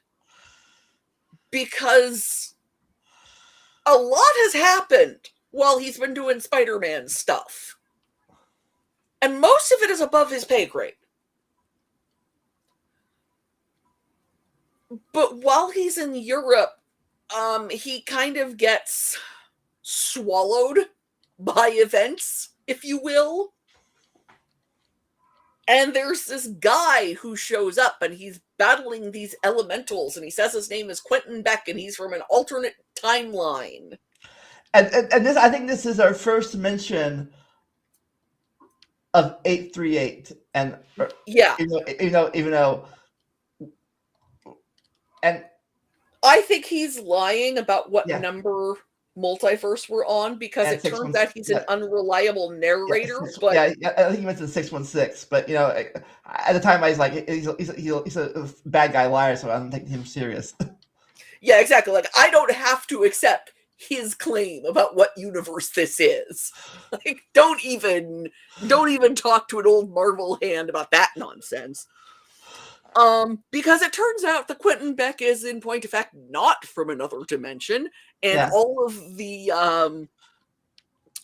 elementals he's been battling are special effects. Yeah, of course, anyone who knows Spider-Man history and knows Mr. Hills. Yeah, when somebody shows up in that costume and gets called Mysterio, you know what's going on. Just because he's never been in any of the live action movies before doesn't mean I didn't recognize him. Oh, I do have their favorite note line here. I like where Flash at the point he's drinking alcohol, and MJ is like, he snapped was technically 16, not 21. Yeah. Yeah, no, and Flash is definitely holding his money over Peter the whole damn movie, and yeah. But also, there's two plot lines here. One is Peter trying to not ignore not Tony. God, Fury. Yeah, nor Nick Fury. The other one is trying to get Brad away from MJ. Well, and he's been given essentially the keys to the castle at Stark Industries. He's been given this pair of glasses that has access to, and she made the slide because my legal name is Edith, and so that makes this movie very strange to watch. Because it's not a name you hear a lot of. But he's been given this AI called Edith, who, among other things, is willing to kill Flash for him. Oh, Brad. Yeah, no, it was Brad. And like he gets yelled at for trying to kill one of his classmates, but be fair, he didn't know that's what she was talking about. Like, is Brad a target? Yeah, he's a target. Okay, I'll kill him. Like what? And Peter's like, wait, what?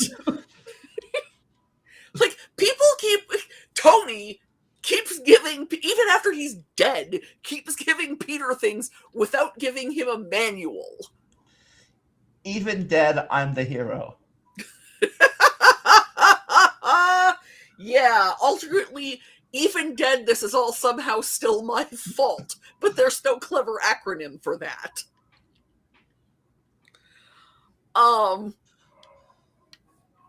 Because it turns out that this is all Quentin's clever plan to take over Stark Tech because Tony screwed him over, and he's working with a team, all of whom were also screwed over by Tony, although I would argue that one of them was actually screwed over by Obadiah Stane, and never mind. Yeah, we get called back in the first Iron Man movie. Yeah, the kid from A Christmas Story comes back. But yeah. Oh, and then not really Brad takes a picture of Peter in his underwear. Yeah. It's a whole thing. Yeah, I love the part where my favorite part of the movie is where they're at the theater. He's like, "Want to sit together?" He's talking with Nick at the same time. He's like, "No." It's like, "No." I mean, yes. Yeah, no, and so Peter is trying to deal with this AI that's pestering him, and Nick Fury, and this guy who claims to be from another dimension, and Ned's got a girlfriend, and oh yeah, that's the funny part I love is the whole messed up. Like Peter's allergic and switch seats, and that whole thing backfired for Peter. Yeah, but and their itinerary keeps getting changed by S.H.I.E.L.D., and yeah, many things are happening. But anyways, they go.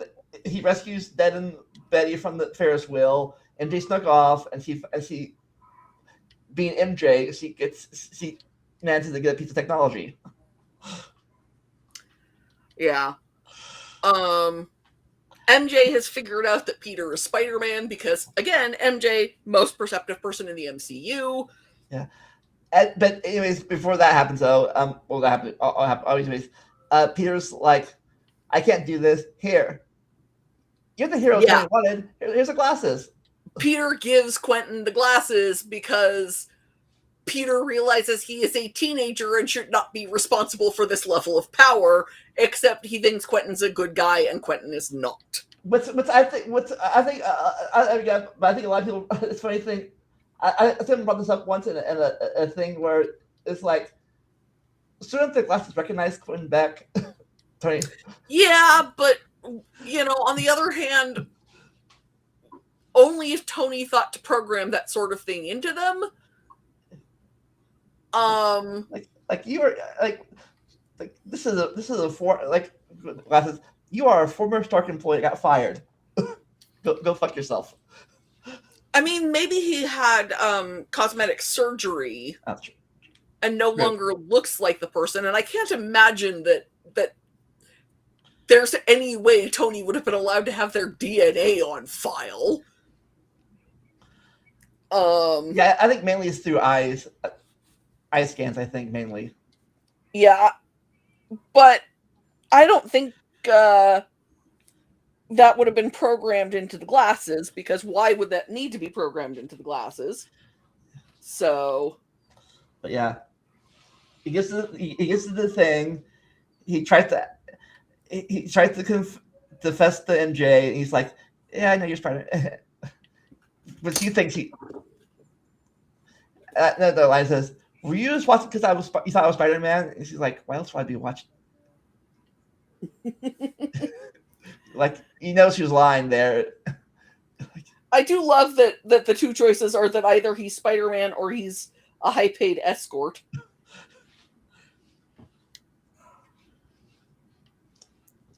But during the confession, they realize Beck's a fraud. Yeah. And now, since he has the technology to control technology, yeah, Peter's got to figure out how to stop him, which is, a bit of a challenge on several levels.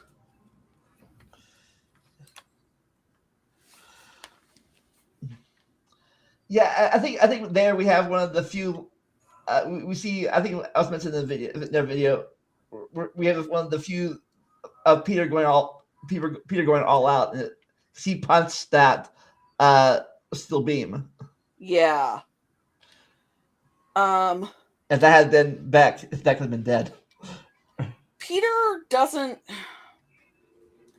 holds back.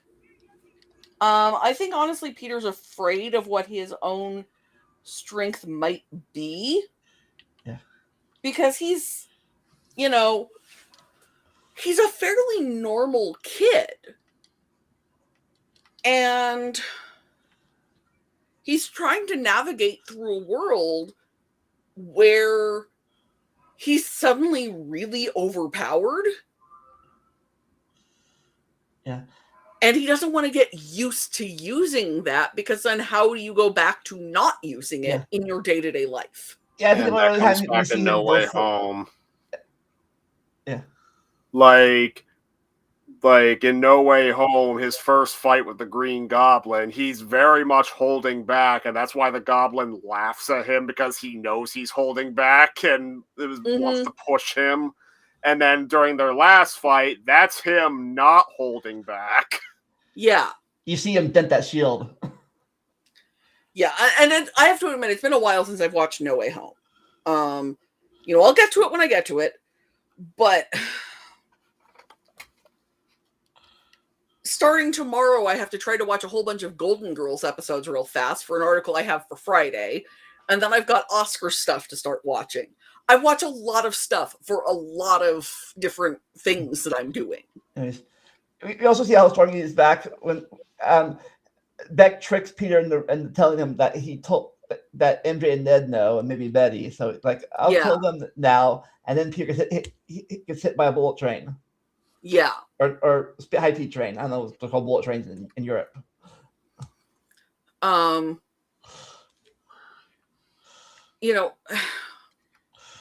People tend to forget how strong Peter canonically is. Because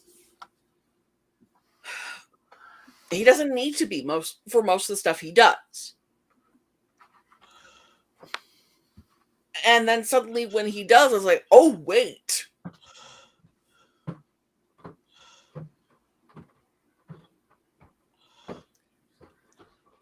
Yeah, so the thing that they mentioned back in Civil War is technically Peter is stronger than Captain America, but Captain America has more training. Yeah.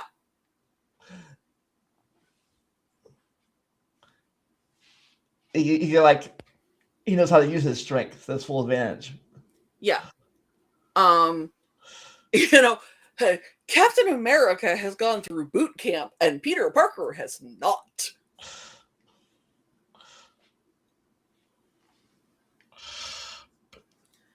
So, but they tricked the kids to get on their bus. Oh, another line I liked is where where Brad's trying to expose Peter, like at the airport, and is like what's up? And they're like what's up with you, Brad? Why do you take pictures of people in the bathroom? And that like touched him up for a while. He thinks MJ's on his side, and she's like, no. Yeah. They blow up the bus, and they escape with Flash in tow, and they hide in the, into the Tower of London. Yeah. Was it here or in Venice where they used the Power Rangers Voltron line? I don't remember. Yeah, it's like they come together like the Power Rangers. You're thinking of Voltron. I think that's in the Tower of London. Yeah, I love that. Like being an '80s kid, I know that reference. We also in this movie see the first suit that Peter designs the way he wants it. Happy gives him free reign on the suit designing stuff on Tony's plane. And this is not, I made a suit out of stuff I had around the house, and this is not, Tony made a suit for me. This is, I have the capability, this is the suit I am making. Yeah. I do like the part where he gets the band wrong. Yeah. Well, apparently a lot of those screwed up pop culture references are authentic to Tom Holland, who does not know a lot about pop culture that's older than he is. Yeah, they mentioned that in the Civil War. Is like, you remember that very old movie, Empire Strikes Back? Yeah, apparently he'd never seen that movie. Like Tony, how old is this kid?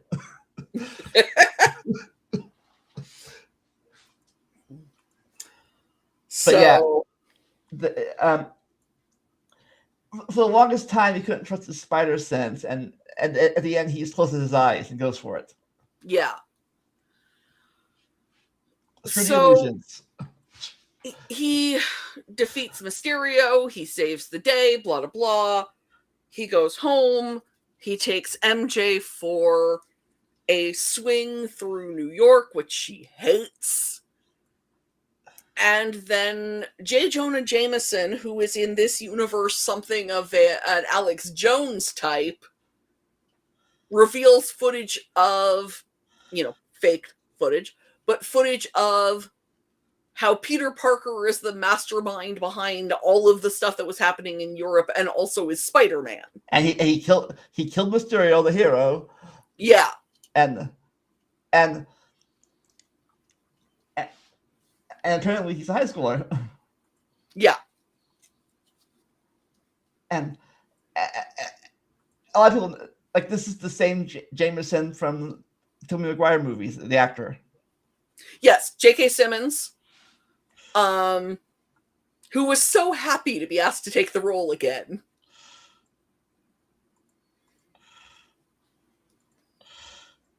Yeah, I think Nick mentioned that he plays Jameson in a lot of things in cartoons. He likes playing Jameson. Jameson is apparently a very fun role. It's gotten to the point where it's hard, like J.K. Simmons playing Jameson, not playing Jameson is getting increasingly uncommon. Like, even the Spider-Verse movies made it to where frickin' J.K. Simmons as Jameson is basically a canon event, because across multiple universes, it's J.K. Simmons doing Jameson. And I, for one, have no problems with that. And another full circle thing too is in the Civil War comic, it's Civil War that exposes Peter's identity, and the Civil War to No Way Home exposes Peter's identity. Yeah. And that ends, Peter's identity is exposed. That ends phase 3, except for we learn Fury isn't Fury. whole time. Yeah. So, when that happened, I don't know.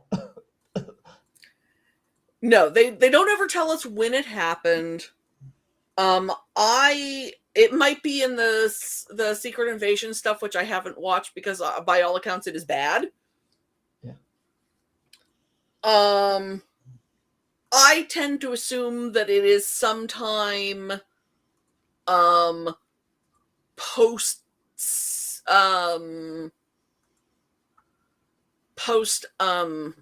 Winter Soldier. Okay. Because if we ever view that series, we'll get to it then. But other people apparently get scrolls too. But yeah, but anyways, that wraps up Phase 3. What was your opinion of Phase 3 then and versus now? I still think it's incredibly strong. It has the first MCU movie to win any damn Oscars. With Black Panther.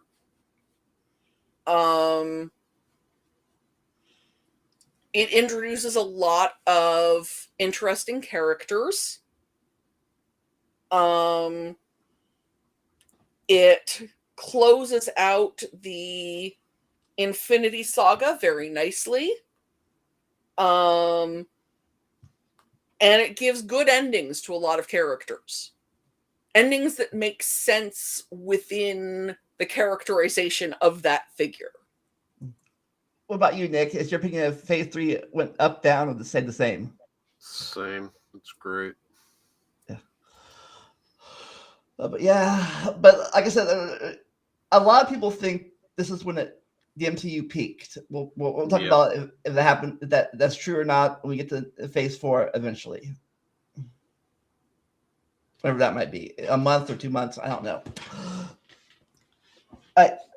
You mentioned wrapping this up. You mentioned you had an interview coming up. You want to advertise it? With me? Yeah, you had the interview coming up, don't you? Yeah, well, I did it already. I just have to finish editing video. For my Depth of Field series on the Media Magpies YouTube channel, I've got a talk with Dr. Dan Stern Cardinal about movies and books involving evolution and virology. So that's a lot of fun. I'm still playing email tag with Dr. Maddie, but hopefully that'll be soon. I finished all 12 of the in memoriam reels for Media Magpie, so those are all on the channel.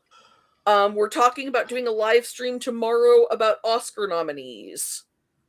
On the website, tomorrow is Dana Carvey finishing out my 3 weeks of Wayne's World people. And my Saturdays have been Refugee Month on Attention Must Be Paid.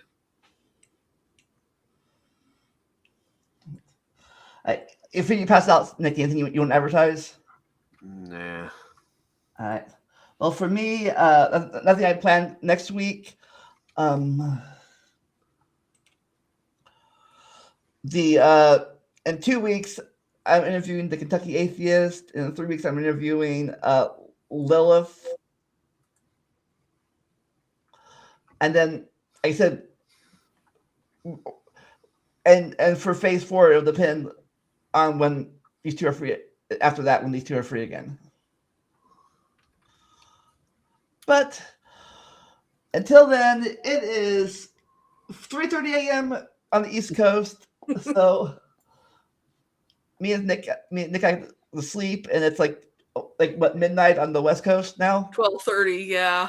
So everyone enjoy their naps or sleep, whatever. Never stop learning. Enjoy the randomness. I'll see you whenever. Bye. Night.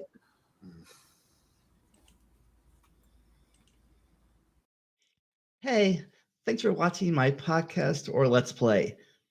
If you want to help support my channel, you can make a monthly or yearly pledge on Patreon.